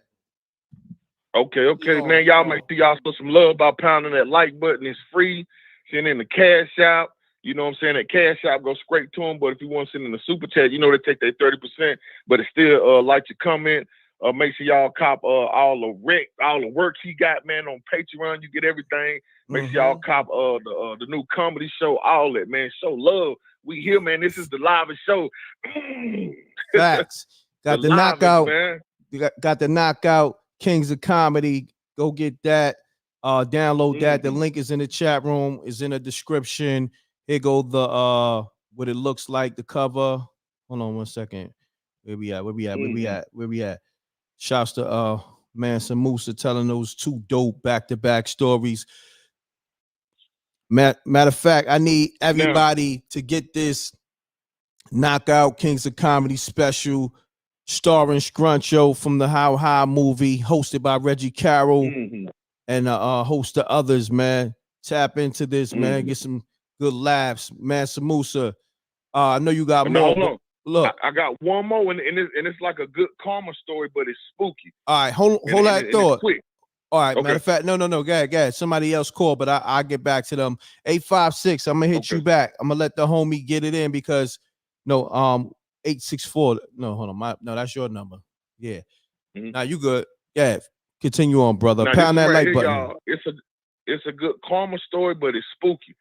So back years ago when I was hustling and everything, like on some real on my dope boy stuff, back in the day, I had this certain painted color car, old school, rims on it, system, everything. Like you knew this car right here, this was mine, flip flop paint job and everything. So I ended up pulling up to this gas station one day where my homies them used to hustle in front of, and I'm parking. I'm going into this gas station. I see this old lady standing by this Cadillac.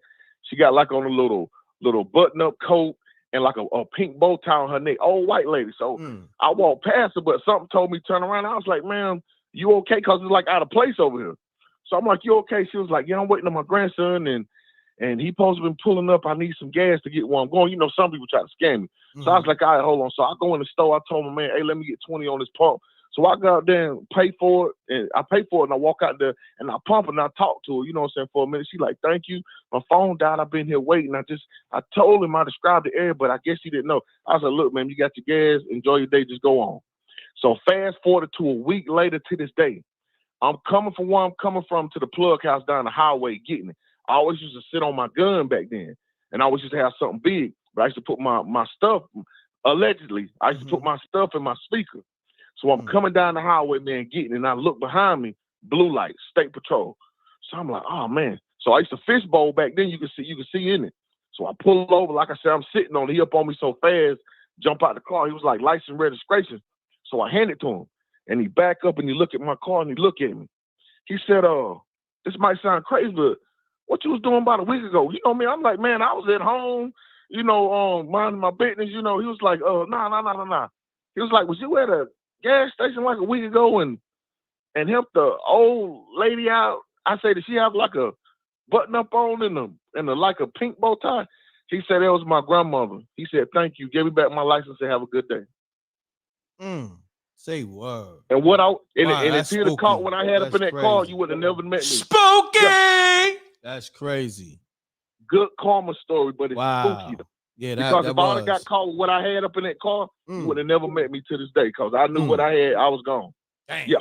Spooky. Wow. That's definitely hit you with the spooky again. Spooky! Mansa Musa once again coming through with some dope stories. Listen, you gonna stay up, right? Because I'm gonna call that person back. Yeah. I'm finna pull up on the big screen and listen to you. All right, say less. Appreciate you, good brother. All right. Peace and love. Peace and love. Shouts to Mansa Musa telling back-to-back fire stories, continuing from last Sunday. Let me call me up. You got a spooky story. You new to the show. Put a thumbs up in the chat room. I'm going to shout you out. Make sure you like and subscribe. This is the live show. This is Spooky Hours. But we also cover what's on the landscape. Currently, Smack had that event. Smack URL TV had that homecoming tonight. And it got spooky for Murder Mook. And some things happened too. All right. Whereas the chess and the T-Rex battle didn't go down due to a brawl potentially about to happen. Got a little crazy on stage. But they was able to, handle the situation before it got out of control. Shouts to Smack. That's the homie. But let's get to it. Let me call 856. Was it 223? I believe. No, was it? Yeah, 856-223. I'm about to call you now. Pick up. I'm calling you from a 646 number. This is m.reck from Spooky Hours, the live show. Let's get it. Run those likes up.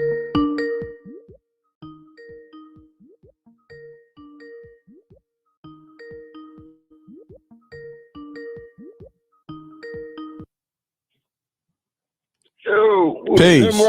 Yeah, this m.reck. What's happening? You just called like maybe like 5 minutes ago, right? Oh yeah, I had a spooky story to tell, man. Okay, you live on m.reck TV. Let's get it. All right, check this out. My name's Kennard, right? All right. Back in the day, I'm from Philly, but I'm driving trucks right now, and I ain't in Philly. I'm in Wisconsin. Hold on. Shouts to all my truck drivers. Shouts to you and all that. You driving a truck right now, or you just saying? Yeah, well, I'm sleeping right now. I'm gonna get up in about another hour so and start driving. No doubt. Shouts to all my truckers on the check-in. Let's get it. Okay. It was a Public Enemy concert. Well, I ain't gonna say concert. The After Midnight Club in Philly, right off of Broad and Spring Garden. You might have heard of After Midnight. Okay. Every weekend, a rapper from Philly would come down, whether it's Eric B. and Rakim, Public Enemy, whatever, Big Daddy Kane, etc., etc. So when Public Enemy came for the first time to Philly at the After Midnight, they had Professor Griff there, the S1Ws, all of them was on stage.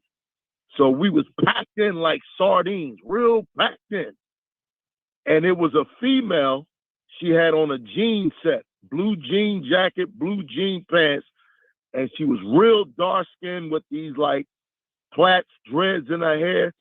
She was a real ugly sister. I don't mean to disrespect, but I mean, that's just the truth. She was real skinny, ugly looking. The first thing came to my mind, like, yo, this girl looks like she in the witchcraft or something. Damn. So everybody was packed real close together.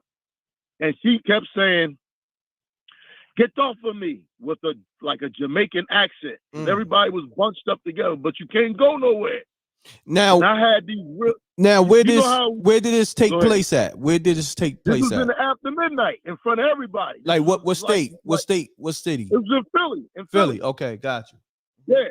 Well, an hour and a half from New York. So we waiting for Public Enemy on stage or whatever. And when Public Enemy come out, this was back in, oh man, what year was this? Before I got locked up, 89, 90, something like that.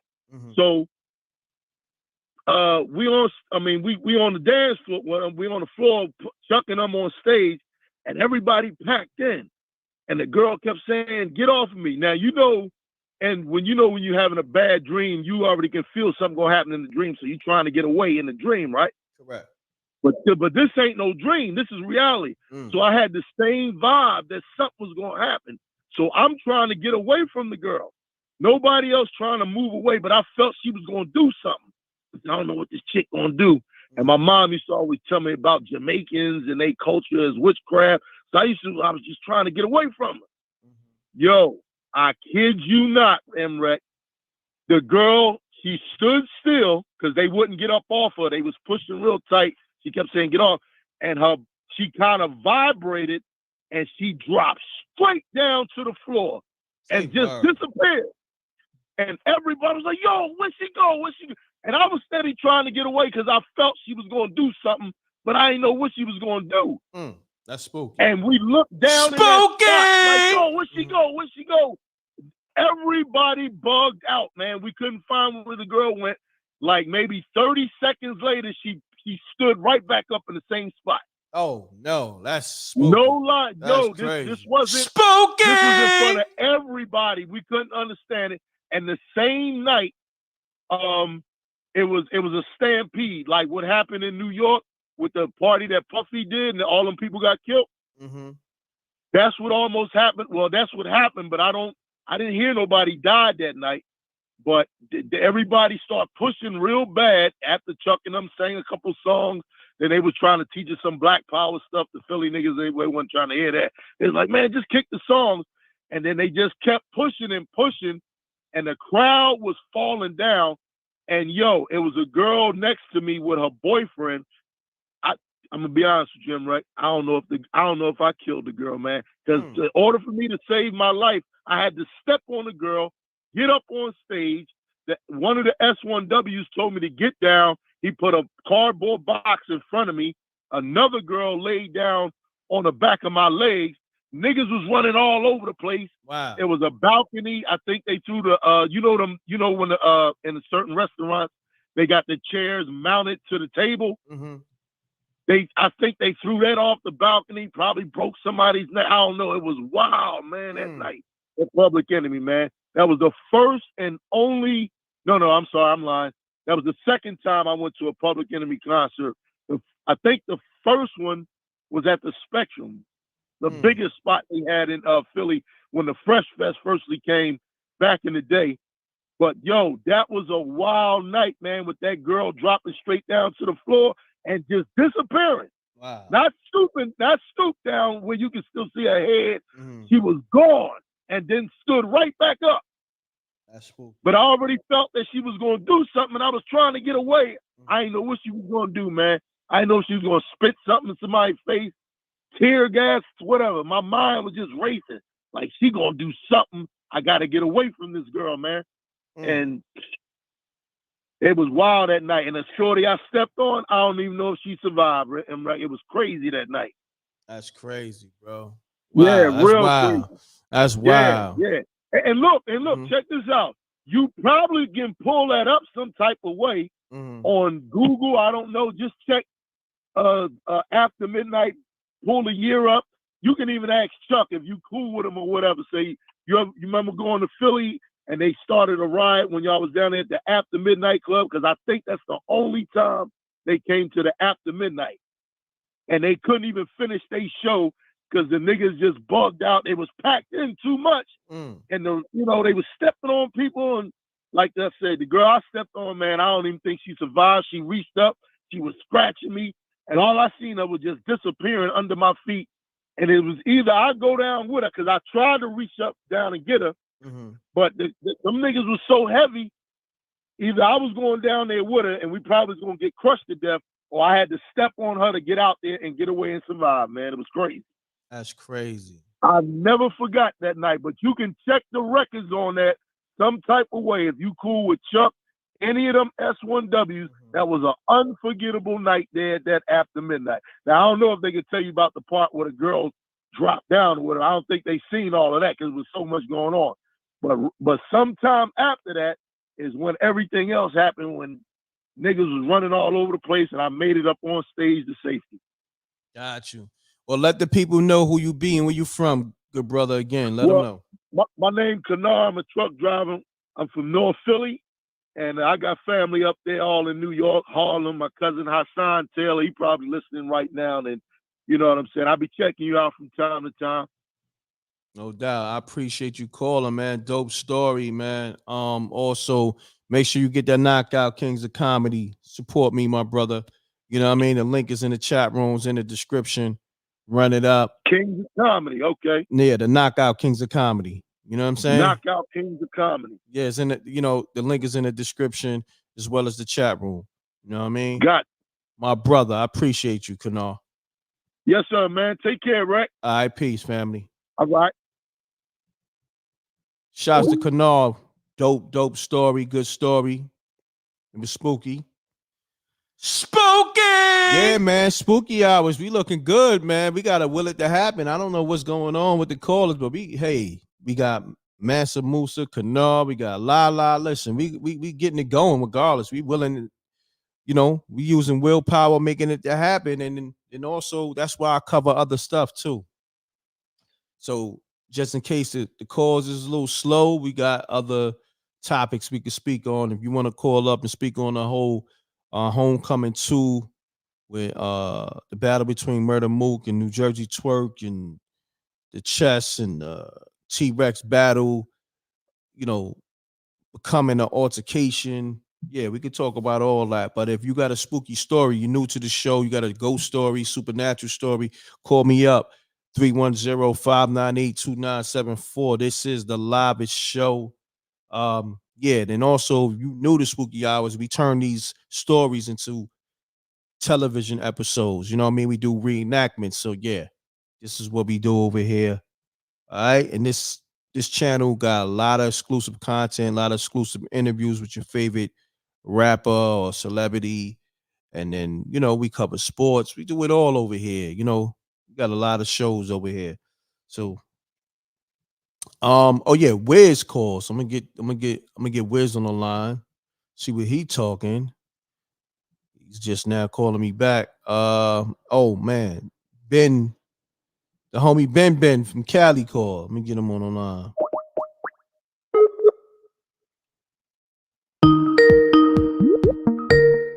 Ben, I'm calling you now.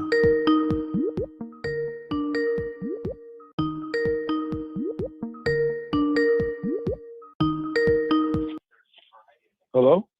Ben, what's happening with you? All right. What's going on? You call m.reck.tv, right? Yeah. Oh, shit. Yeah, you live. Yeah. What's up? Not much, man. I thought y'all were doing the spooky hours. Yeah, we on spooky hours. You live on spooky hours right now. They listening to you right now talk. Oh, okay. I'll tell you, it's a short, my first UFO that I ever seen. Okay, let's get to it. The first one I ever seen, it was by we just moved to Florida, and my father had a friend that lived by the beach. So we'll go over there. Like while the grown-ups are inside, they'll let us sit in our friend's boat. No major boat. It was no yacht. It was just a regular small boat. So we'll be playing in there. Mm-hmm. And we go inside, and I seen this thing just shoot out of the ocean, and it just kept all the way up. It had a trail. It had some type of trail. It kept going and going.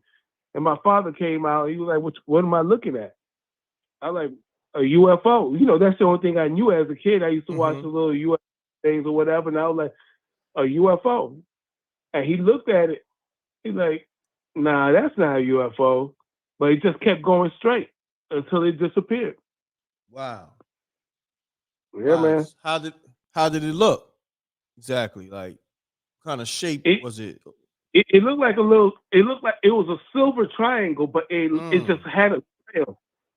You see what I'm saying? Like it was at, of course, it was at a distance, but it was like a silver triangle. It had some type of trail behind it. It just kept going up. And parents always just think kids are just like what do you call that? Like it's their imagination. Yeah, correct. and he just kept going. And I remember that. And, you know, my father, he'll always forget some stuff, but something like that, I never forgot it. That's my first UFO experience. I told you the second one, the biggest one I ever seen, but I think I've seen over 100 UFOs. Oh wow, crazy. Yeah, crazy. I ain't even lying. Maybe one day I might send you some videos though. No doubt. Yeah, send me some videos. So you got stuff recorded? Man, I got something recent. Wow, yeah, send that in. Send that in. That's even better. So like when you telling the story, I could have a video playing. Send that in. I will. I'll send it to you. It's you know what I mean? Like, you know, it's kind of like it'd be kind of sketchy because you don't know. Well, look, this is what you do. Yeah, send it in, and then you can narrate it. I could play it. You know what I'm saying? And you can narrate it. I'm horrible with the camera, man, but I got some stuff on video, man. You'll be like, what the hell is that? You know. Well, I'll send it to you. I'll send it to you. mrecktv promo at Gmail. Send it in, and I'll check it out, and then probably next Sunday I run it, and you could do the narration on it. All right, go. All right. All right, man. All right, my brother. Shouts to Ben. Thank you, man. All right. All right, peace. Yep. Man, we live, man. Spooky Hours, episode 116. Yeah, let's get to it, y'all. We rocking. Got another 15 minutes to go. See if I could get a few more stories. Call up if you new to the show or you been here. Let's get it, y'all. 310-598-2974. It's one of those nights too. Like I think a lot of people is up tonight. You know, it's one of those nights. It's because there's a lot going on. It was a big weekend for battle rap. Shouts to Babs Bunny and the whole Queen of the Ring. I pulled up there yesterday. You know, they had a nice event yesterday. You know, 40 Bars versus Coffee and Cassie J versus Shuni. They had a dope event. You know, Remy had an event, Chrome 23 Friday. Smack event was tonight. Battle Rap had a major weekend this weekend. It was epic for Battle Rap this weekend, and all 3 leagues had events. So we got us. That's hip hop. Salute. That's major. They keeping the culture going. Yeah, that's what's up. So let me see. Let me put the number up for people that want to call up. The number is 310-598-2974. Call me with your supernatural experience, ghost stories, so forth and so on. If you saw some UFOs or anything, you know.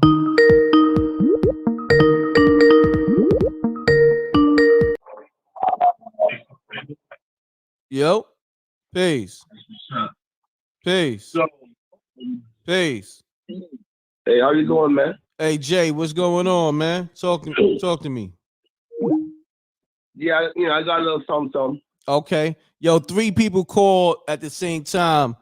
But yo, I'm gonna hit y'all back after I speak to Jay. Jay, do what you do. We got my man Jay on the line. Make sure you hit that like button. Jay been telling some infamous stories. Let's get to it, Jay. Yeah, so there was one day I was in front of my family house chilling. And all of a sudden I felt like there was a dark cloud coming over me. Like, you could feel the presence of it coming over me.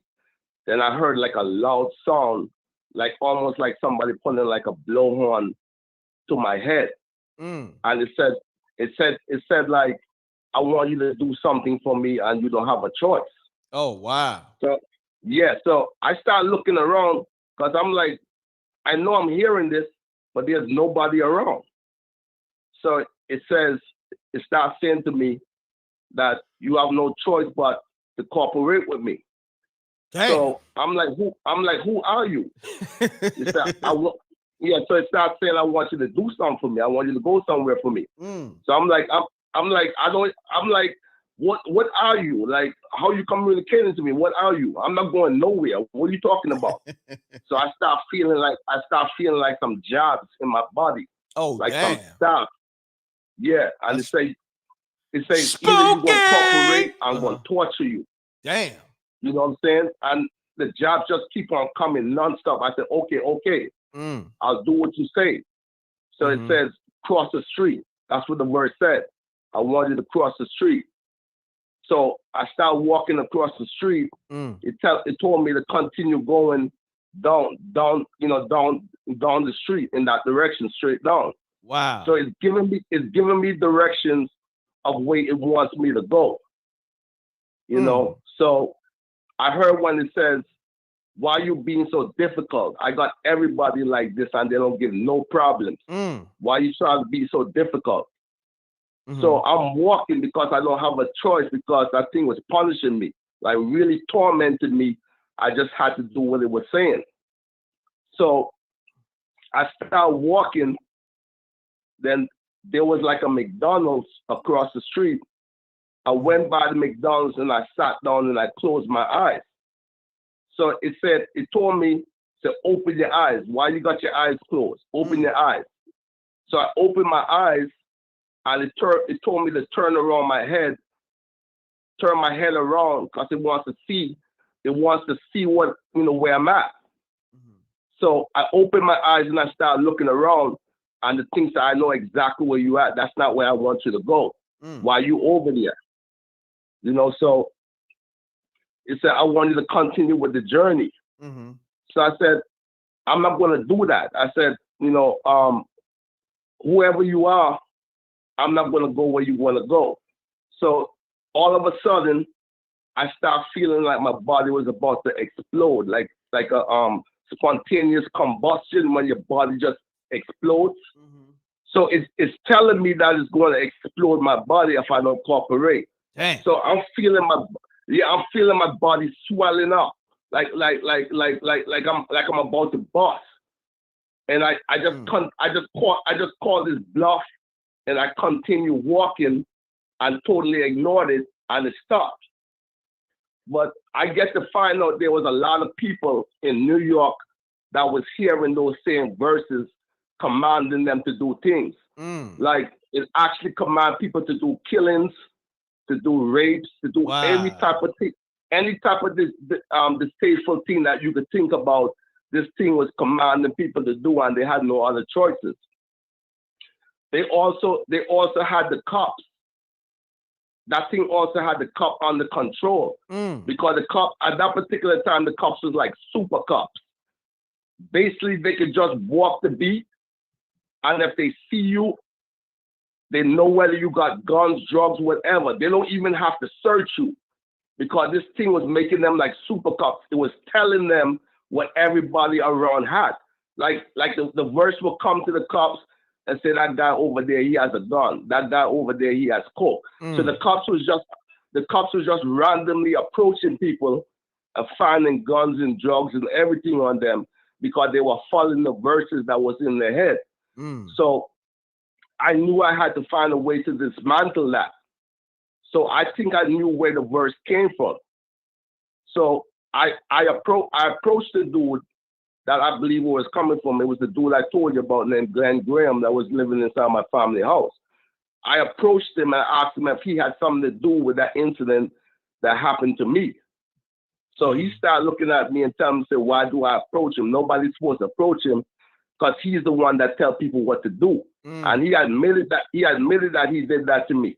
Oh. Because he told me, because in Jamaica, this guy, when he was in Jamaica, this thing used to live in the bushes. I think I told you about that. And he used to come out the bushes and he used to knock people across their head with big stones and crack their skull, drag them in the bushes and eat them.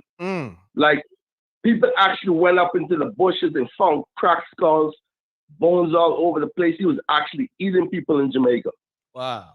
So now that he's in America, people basically said, like the Jamaicans were saying, like he's a dead body. is like he's actually a zombie, like the body is actually dead. It's something that's inside of him that actually keeps him moving around like normal. Like when you see him, you wouldn't know that he's a dead body, but the Jamaicans already knew.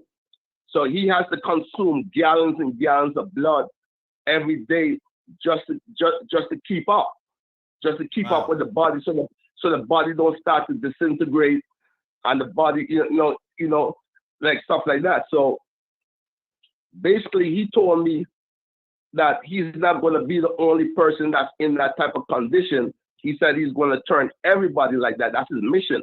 So so what he basically did is like a cell network.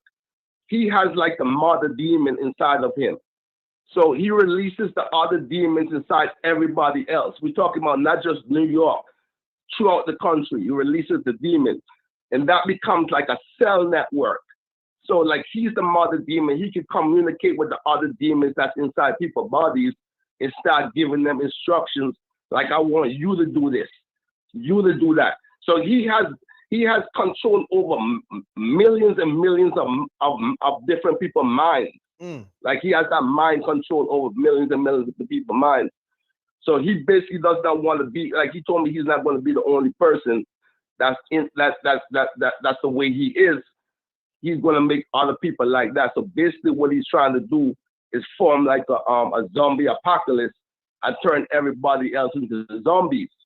Wow. So one of the way he was doing that, once that spirit is inside of you, it suffocates your body. It suffocates your body and try to stifle the life out of you. And basically that demon, that spirit that's in your body can have you walking up and down like normal. So you might see like a person walking up and down, you think they look normal and everything. No, he was trying to turn them into like zombies and stuff like that. Yeah, so that's basically one of them. And another one that I have, I mean, if you got somebody else that got a call, you know what I'm saying, I'm not gonna hold you up. Nah, it's all good. It's all good. Man, that was spooky. That was spooky. Somebody did call, but let me call them right back. But they might not even have a story. They probably just wanted to call up. So I'll call you right back, Jay. That was fire, though. You know what I mean? All right, then. I appreciate All right, you, no good problem. brother. All right. Shouts to Jay, always telling fire stories. Let me call the homie. He called up John Montreal from Canada. He be calling, I be missing his calls. John, I'm calling you now from the 646 number 397. Pick it up.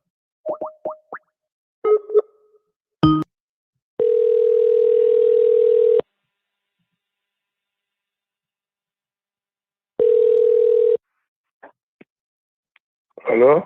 Peace, John, you called? Yeah. What's good, bro? What's going on, bro? You know we live on Spooky Hours. What's happening? No, man, I was just like checking out the title. It says Murder Mook died. I thought the nigga died for real. Nah, he died on stage tonight. Nah, he died. He died on stage. God damn it. I just grabbed the phone and I was like, yo, I seen a nigga die. I'm like, oh shit, not one of them again, boy. So hold on, you didn't see the battle? Nah, I didn't see the battle, bro. Okay, yeah. He battled New Jersey Twerk, and Twerk Oh, smoked shit. his boots. Twerk smoked his Smoked boots. his ass? Smoked them. Oh shit, okay. I'm gonna check that shit. That shit on YouTube? I don't know if it's on YouTube. It was on Caffeine. So like you gotta probably get the Smack app. It's on. Okay. You know what I mean? I'll probably check that UL shit TV. UL TV. all right, but you good though? Nah, I'm great, good brother. I ain't hear from you in a minute. I'm good, man. How you? I'm good, man. I'm with my lady right now. She still think you cute though, but she be fronting though. Shouts to your lady, but shouts to you for keeping it G'd up, man. Salute to your lady. I appreciate y'all. All right, man. Holla back, yeah. All right, no doubt. Salute, King. Peace. Easy. Yo, John is official, man. It takes a lot to see that, man. That's a fact, though. That's crazy. That's real though. You know what I mean? I respect homie. He said that before, man, and that's why I locked him in. Cause it ain't too many dudes that's gonna keep it that thorough. Tell the world that. That's crazy. Shouts to him and his lady. Respectfully, that's what's up. Yeah, we live m.reck TV. This is Spooky Hours.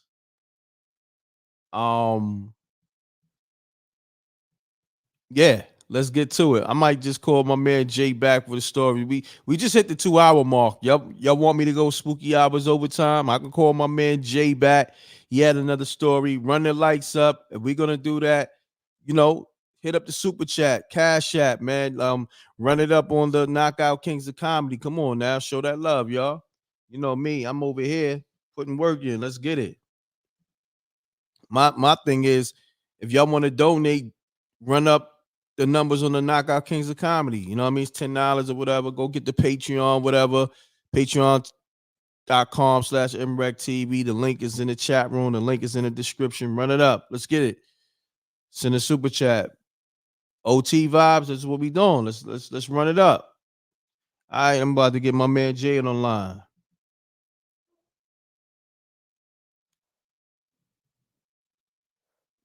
Hold on 1 second, man.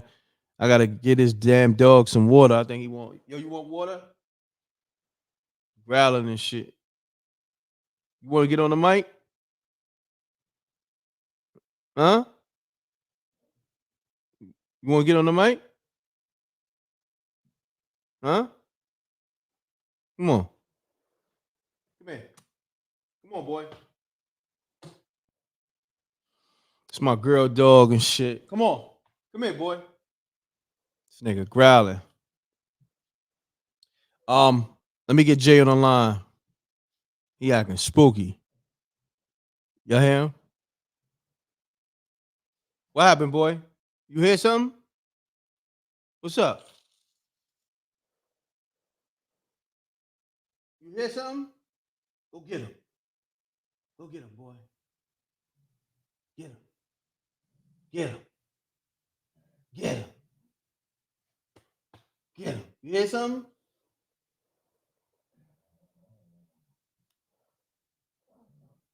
Go get him. Go get him, boy. Go get him.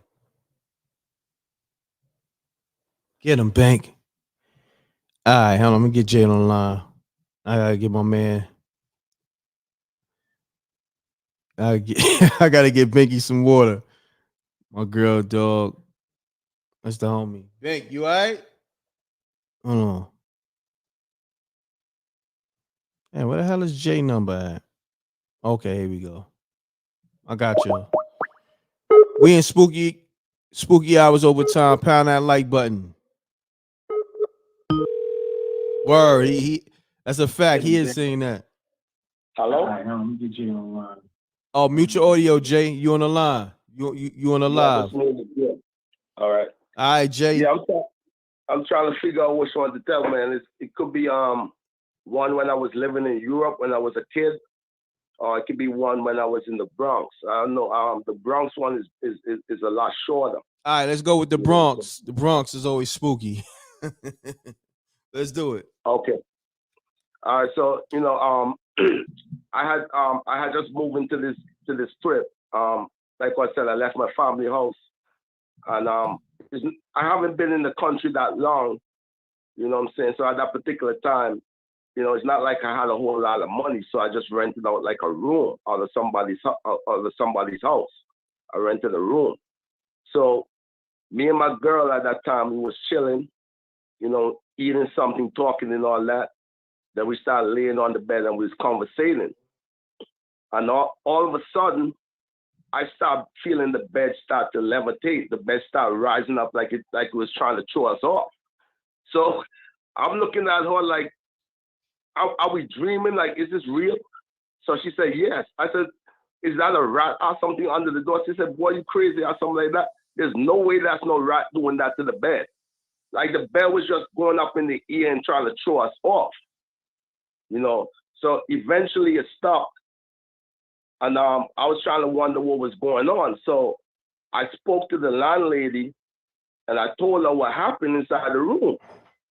So she told me that years ago, somebody rented that room and they died on that bed. And every time the day comes when they die, if anybody's on that bed, they throw them off. So I'm like, yo, that's crazy. Like, why didn't you change the bed? You know what I'm saying? So she said she never really got a chance to get around to doing that. But she said that the person doesn't want nobody laying on that bed. So I definitely had to move out of there, Oh, damn. Yeah. So let me run the one with when I was in Europe real quick. That's a short one too. Okay. Yes. Yeah, so Spooky. I was going to visit one of my boys, you know what I'm saying, like on the weekends after school. I was probably like around 9 years old, and I used to go and visit my boy on the weekends and stuff like that. Our parents was cool with each other, and at that particular time, living in that country, there was not a whole lot of black people there. Like this country is in Scotland. You know what I'm saying? And the person was half black, half white. It was biracial because the mother is white and the mother is black and the father is white. So like I said, he was closer to my color, so we kind of stopped blending in and stuff like that. We became mad cool and stuff. And my parents liked him, and my parents and his parents was cool. So I went over there one day. My boy and his sister was inside the living room watching TV. So they said, "Jay, we got something to tell you, but we don't know how to do it." I said, "What you mean?" They say it's kind of difficult and it's kind of embarrassing. I said, "Come on." I said, you my best friend. And at that particular time, I was dating his sister. So I said, you my girl and you my best friend. So you shouldn't feel no type of way to tell me, ask me anything. So they said one day they was watching TV and something came into the room like a big demon. Like they said this demon was mad tall, almost like about 6'7" or something like that. It was huge. And it was muscular and it had kind of like a breastplate and a real evil looking face. So the demon came up to them and told them that they want two of them to start messing around. So he told the demon, "I can't do that." You know what I'm saying? That's my sister. So the demon used his power and kind of tried to control him to the point where he couldn't really resist what he was doing. And he did the unthinkable, like what he wasn't supposed to do, and they felt embarrassed about that. So at that time I didn't really believe until the girl started confessing that it was true. That's how I believe, because my boy at that time, he was basically like into a lot of dark stuff. Like he would have like a skeleton on his wall that glow in the dark. He would have like some little demon toys and all that kind of stuff. So he was kind of like in the dark side from a young age. And I told him that you kind of bringing this on yourself by being involved with all that craziness and all that evil and stuff like that. You kind of brought that on yourself. So I told him, said, "Do you have a Bible inside the house?" So he said, "Yes, there's a Bible inside his the parents' room." So when we went inside the parents' room, the Bible was kind of high. We couldn't really reach it, so we had to get like a chair and climb up to get the Bible. I said, "You guys got to read this Bible. Anytime that thing come inside, come at y'all again, y'all got to rebuke it in the name of Jesus." You know what I'm saying? And you got to read your Bible because you got to get some spiritual awareness. Like you got to leave all that darkness that you're involved with. You got to leave it alone. And to be honest with you, I found that very hard to believe what they said, either one of them, But why would they make up something like that? That's what came to my mind, because that's disgusting. So I'm chilling inside this room, and I was playing some video games. This is a different time though. This was like a couple weeks later and stuff like that. He came running in the room and telling me that thing is here. The thing is inside the house. It's coming down the steps. Like, he was mad frantic, and he was sweating. So he's like, Jay, you don't believe me? Come and see it. So when we went and looked, it was coming down the steps. Man, that thing looked like Predator. It looked exactly like Predator. It was muscular, tall, and it had an ugly looking face, and it was walking mad slow down the steps. And while it's walking down the steps, it's looking in our direction, and it started coming towards the door. So we closed the door, and that thing tried to pull out the door and try to break down the door. I said, what are we going to do? So we took the dresser drawer, and we put the dresser drawer by the door to block it off. So it kind of yanked out the door a couple of times and realized that there was something blocking it from entering. So it just went away. And I'm looking at my boy like, I can't believe I just seen that. Like, I wasn't even believing none of y'all when y'all was telling me that. You know what I'm saying? So I said, yo, let's pray. So we stopped praying, and that thing never came back. So all of a sudden, I'm inside my crib. I'm sleeping. You know what I'm saying? And something woke me up.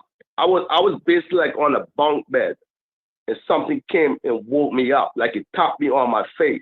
I said, wake up. And I used to always sleep with my Bible, because the same way I warned my boy to keep his Bible on him, I always kept my Bible on me, because I used to go to church back in the days and stuff like that. And guess who used to come to my church? You wouldn't believe I know him. Patrick Ewan. Oh, wow. Yeah, Patrick Ewan mother used to be a nurse in Scotland, and I knew him personally before the fame. Yeah. Yeah. So the thing tapped me on my face and said, wake up. And when I wake up, this thing was hanging like this. It was like a demon spirit that was hanging off of the wall. It was, like it was coming through the wall, and it was just hanging on the wall, hanging off of the wall. And it told me, why you interfere with what I got going on with your friend? Why you got to do that? Why you got to interfere with that? And I'm like, go away. You know what I'm saying? That's my friend. I'm definitely going to try to help him and protect him. So I stopped picking up the Bible, and I started rebuking the demon, and the demon grabbed the Bible out of my hand, and the demon started going through the pages. The demon was going through the pages of the Bible. I looked at it. I said, this is garbage. This nonsense ain't going to save you from me. And the demon tossed the Bible away. So the demon tried to enter into my body. And at that time, I was basically like a robot. I had no control over myself. And I had to let my mother know what happened to me. And she had to run, and she had to rebuke that demon out of me. Like, when she rebuked it, you could feel the spirit coming out of my body. So she was kind of upset that something like that came into our house. So she was telling God not to let no more evil spirits or any demonic thing come into our house, because she's going to be very upset with him. You know what I'm saying? That's basically it. Wow. Spooky. Yeah. Spooky! Yeah. My man, Jay, once again, doubt. came through with some, good stories and all that, man. Appreciate you, man. man. I appreciate you too, bro. All right? All right, you take care. All right, peace. Peace. Shouts to Jay. I don't know. So far, so good, but he might have, did some freestyling in the last couple of stories, but nevertheless, they're good stories. You know what I mean? But I like Jay. You know what I mean? Him having that accent, just take it to the next level. Peace. Yeah, Rec, I want to send you a screenshot of I know that they watching you, bro. I can prove it, man. I don't want to blow it up yet. I'd rather send you the screenshot so you can peep it first, and if you want to say something. So what number? That's 646. Can I send something to that? Yeah. That's perfect. All right. I'm All gonna send something to that, and yeah, I got a quick spooky one too. It's like 1 minute though. All right, let's get it. All right. So I was like 5, 6, and it was like on the weekend. So you wake up and it was me and my grandparents, my uncle, and I guess they was cooking breakfast. So you wake up, you smell the food, you come out to the living room, see what's good. So I get out there, and my grandparents, they had, how everybody had the plastic covers on all the furniture and everything. Hell yeah. So they had, what I'm saying, you get stuck to it in the summer. Hell yeah. So for real. So my grandmother, she had the couch, and then she had like the 2 chairs that like face each other with a little table in the middle. So like, I guess like if you want to speak to somebody, I guess you would sit there. So I come out, and my grandfather on Saturdays, he used to always sit there, listen to the radio. What's that? The WLIB, the West Indian joint. So he used to just sit there and just listen to that in the morning. But I come out and I see this white dude in a black suit with a black hat, just sitting there with his legs crossed, and my grandfather is sitting in the other chair. So I come out, I was like, okay, all right. I was like, who that? And she was like, who? And I was like, him, the white guy right there. And she was just like, she looked over at the chair. She was like, ain't nobody there. What are you talking about? I'm like, what do you mean? Like, he's right there. What you mean? Like, why y'all playing with me? And she looked again, and she was just like, boy, ain't nobody in there. I was like, Grandma, he's right there. And then she looked one more time, and then she took me and just like hustled me back into my room. It's Saturday morning. No reason for her to do that. And I was just like, I'm telling her, I'm like, yo, I'm not crazy. I see him. And they never told me what it was. But the crazy thing is, she finally got tired of me saying that, she started rushing me, like, turn me around, like, get back into your room. I swear to God, this dude had his legs crossed, like he about to read a paper. He took his hat off. Like, you know how, like, he tipped his hat to me. He tipped his hat. It just tipped his hat, looked at me, and like, he didn't like, it wasn't like an evil smile, but he just smirked like, yeah, I'm here. And he tipped his hat, and that was it. Wow. And the crazy thing, mind you, it was crazy. I was only like 5, like I don't know, 4 or 5 years old. But later on, years later, I saw Poltergeist. Remember the creepy old man? In Poltergeist, the dude in the black suit, you know what I'm talking about. He didn't look just like that, but that's the closest thing to him. He didn't look that old and skeleton looking, but it was sort of like that. White dude, black suit, legs crossed, tipped the hat with a smile, like, yeah, you see me. And that was it. I remember asking, even when I got older, she was like, I don't even know what you're talking about. But I feel like she felt something, because my grandmother, she used to be touched. You know what I'm saying? Like, she used to like feel stuff. So I don't know if she saw it, but the way I was bugging, she had to know I wasn't making it up. So, and that was it. But yeah, man, so if I send something to that 646, you'll get it? Yeah, I get it, TG. All right, I'm going to do that, man. Yo, all right, my peace brother. to Mark. Yep. One. Salute to the wreck, Mark. Peace. Spooky! Shouts to TG. Yeah, y'all, I'm about to call it a night, man. A little tired. Another Spooky Hours concluded, episode 116. I need y'all to do me a favor. Run it up on that Knockout Kings of Comedy joint. The link is in the description. But also, I need y'all to leave comments on this live. Okay? Let me know how you felt about the live, the spooky stories, just in general. I need those comments, and hit the like button in the regular section, in regular comment section.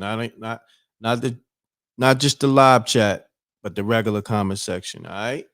I appreciate y'all. Salute to the Rec Mob. Salute to y'all. Also, we got that m.reck Invest Fest. All right. I know a lot of y'all sent emails. I got y'all. I'm gonna hit up Baypaul Low Beezy. He said mid-December, so I'm gonna hit him up this week, and we're gonna get that thing going. So make sure y'all tap in for that, for the updates. Oh, hell, I appreciate you, Danny Devine. I appreciate you. Yeah, so this is where m.reck is gonna show y'all how to invest, and we might start something. Start somewhere small like a t-shirt or something, and we'll get into everything else, into the real estate, everything. But that's what I want to do. I want to show y'all different ways of how to build generational wealth. And yeah, and if you know other ways, listen, I'm a student as well. So let's get to it. We all coming together so we can build. But on that note, hold on, got a caller. Peace. Yo, peace. What's going on, m.reck? What's going on? How you, fam? I'm doing all right, brother. Calling you right before you roll out. Mm-hmm. But I just wanted to touch base real quick on some things that Jay had dropped, and it's probably obvious to everyone. But that first story that he was telling about that whatever that entity was that was like hitting folks and eating them in the bushes, and correct. The first thing I thought about was communion. Mm. And then he mentioned McDonald's. And so that's pretty much what happens to the animals that are being served at McDonald's, right?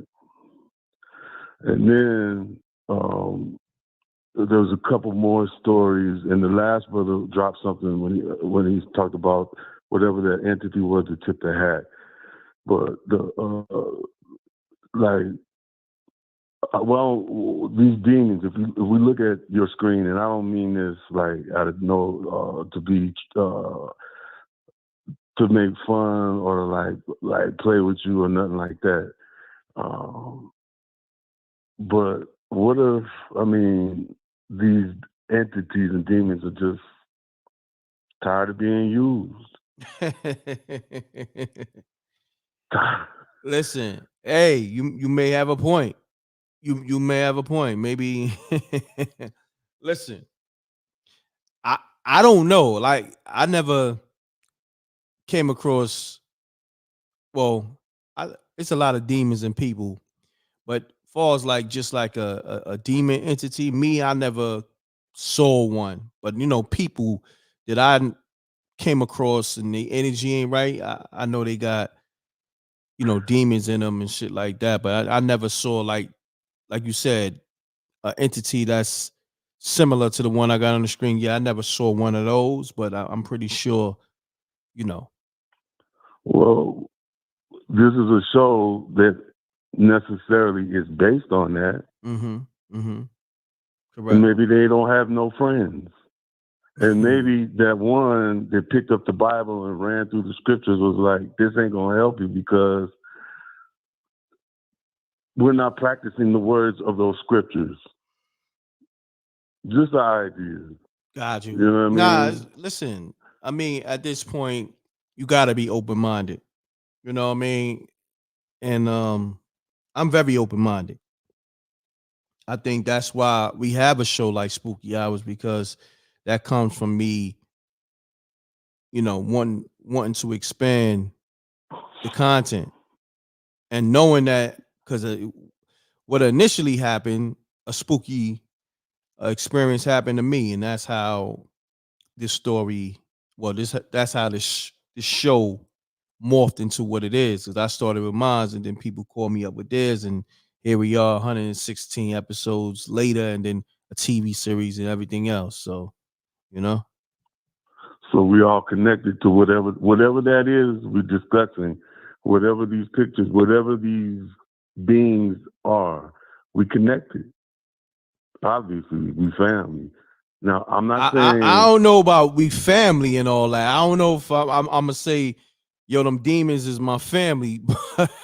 I can see where you going. Everything's connected, but I'm not calling no demons my family. But I get what you're going with it. You know what I mean? Yeah, and I'll hop off.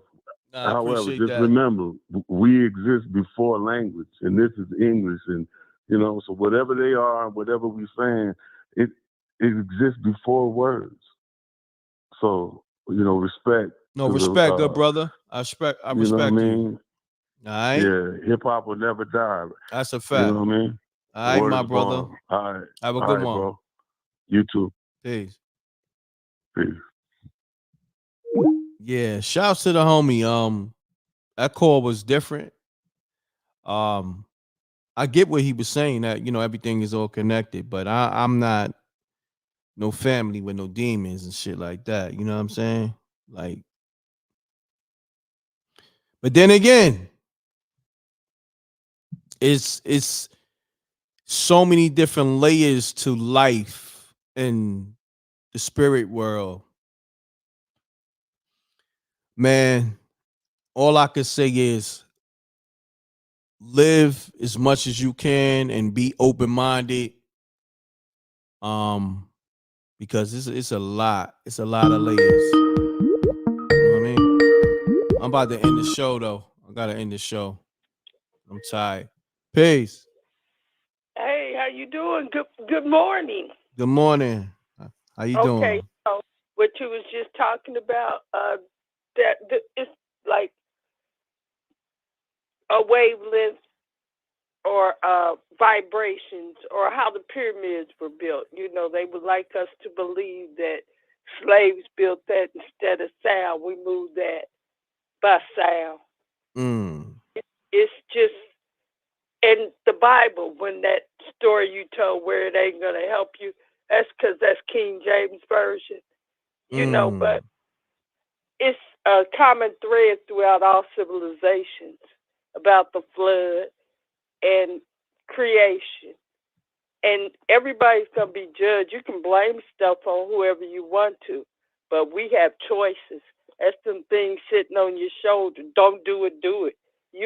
Hey, you got an option. It's your soul that's going to be weighed in the end. Correct. You're going to be accountable. People would like to blame whoever, circumstance, situations. But we off the top know the right thing. That's a fact. Hey, and the revolution won't be televised. That's why they say people are waking up. They playing with the G5 or whatever, trying to make vibrations. They can make water go up with sound. Okay? Correct. Yeah. So they playing games trying to test our level. But that's okay. Because, civilizations have come and gone. But that might be another dimension. It's stuff that can live in rock. It's life forms in places you wouldn't even imagine. That's a fact. That's a fact. Joyce, I appreciate you calling and everything. Yeah. Did you do some astroplaning tonight or? Yeah, I must have, because I popped back in to catch your show. I'm like, okay. Okay. Listen, I'm glad you astroplaned it right here to Spooky Hours. We appreciate you, Yeah, I'll be checking in. Gotta hear the stories, gotta hear the truth, but everybody has their truths to live with, But sometimes when you play silly games, you get silly prizes. So. Yeah, that's a fact. But listen, you have a good night. I'm gonna end the show on that note, and I appreciate you. All right. You have a blessed. All right, stay blessed. Peace. Yeah, we're gonna end the show on that night. On that note. And we're going, I guess Joyce, she's gonna do some more astroplaning. She landed here on the show tonight, like she did last week. Somebody said, "Is this the black lady from Jeepers Creepers?" Yeah, man. I don't know, but that's Joyce. We know her as Joyce, so I don't know. Pound that like button. We in Spooky Hours overtime. We did another 30 minutes. Wow. It's coming up on, it's about to hit 2:30. Run the numbers up on the likes and the comments and the regular comment section. Go to YouTube, go to the live link, and leave a comment on this video. Spooky Hours episode 116. All right. So on that note, I appreciate y'all. Make sure y'all support that Knockout Kings of Comedy, starring Scruncho from the How How movie, hosted by Reggie Carroll. You got comedians like Woo Woo the comedian, D-Lo. You got Snow, Dave Butler. Definitely check that out on this comedy special. We got another one coming. We got some more movies coming. We got more Spooky Hours episodes coming, TV series, the app coming, Got a lot of things coming. The m.reck Invest Fest. Yeah. Let's get it. All my investors, let's get it. Everybody putting their money in. I'm putting my money in. We're gonna start with, like I said, it could be a t-shirt, it could be whatever, maybe a box truck or something, We gonna invest in, the rec mob, we all gonna invest. And we gonna build this generational wealth. Because we family. Let's get to it. So everybody who sent the email in, look out in your email box this week for an email. All right. And we're gonna do a Zoom meeting. We're gonna do this thing official. And we're gonna build. We're gonna sit at the round table and make the best decision, make the best business decisions, build business credit, everything. That's what it is. So on that note, we're gonna talk about that during the Zoom meetings, my man. What's the percentage on investments? We're gonna talk about all that at the Zoom meetings. It's gonna be levels because if you serious, you send an email and then it's gonna be steps because we gotta know people serious. You know what I mean? So you're gonna know everything once you get to the Zoom meeting and everything else. On that note, y'all be safe. Appreciate y'all tuning into the show. Thank you. And love is love. Salute to the Rec Mob. Salute to SJ, my whole team. Man, another great show, man. I appreciate y'all calling and all the callers. Everybody, y'all. Nah, I would do another 30 minutes, but I need some rest. All right? So on that note, we gone. Peace. Double deuces and bubble gooses, y'all. I'm gone. Double deuces and bubble gooses. I'm gone. All right, where we at? I'm trying to find my outro. Where's my outro? Let's go.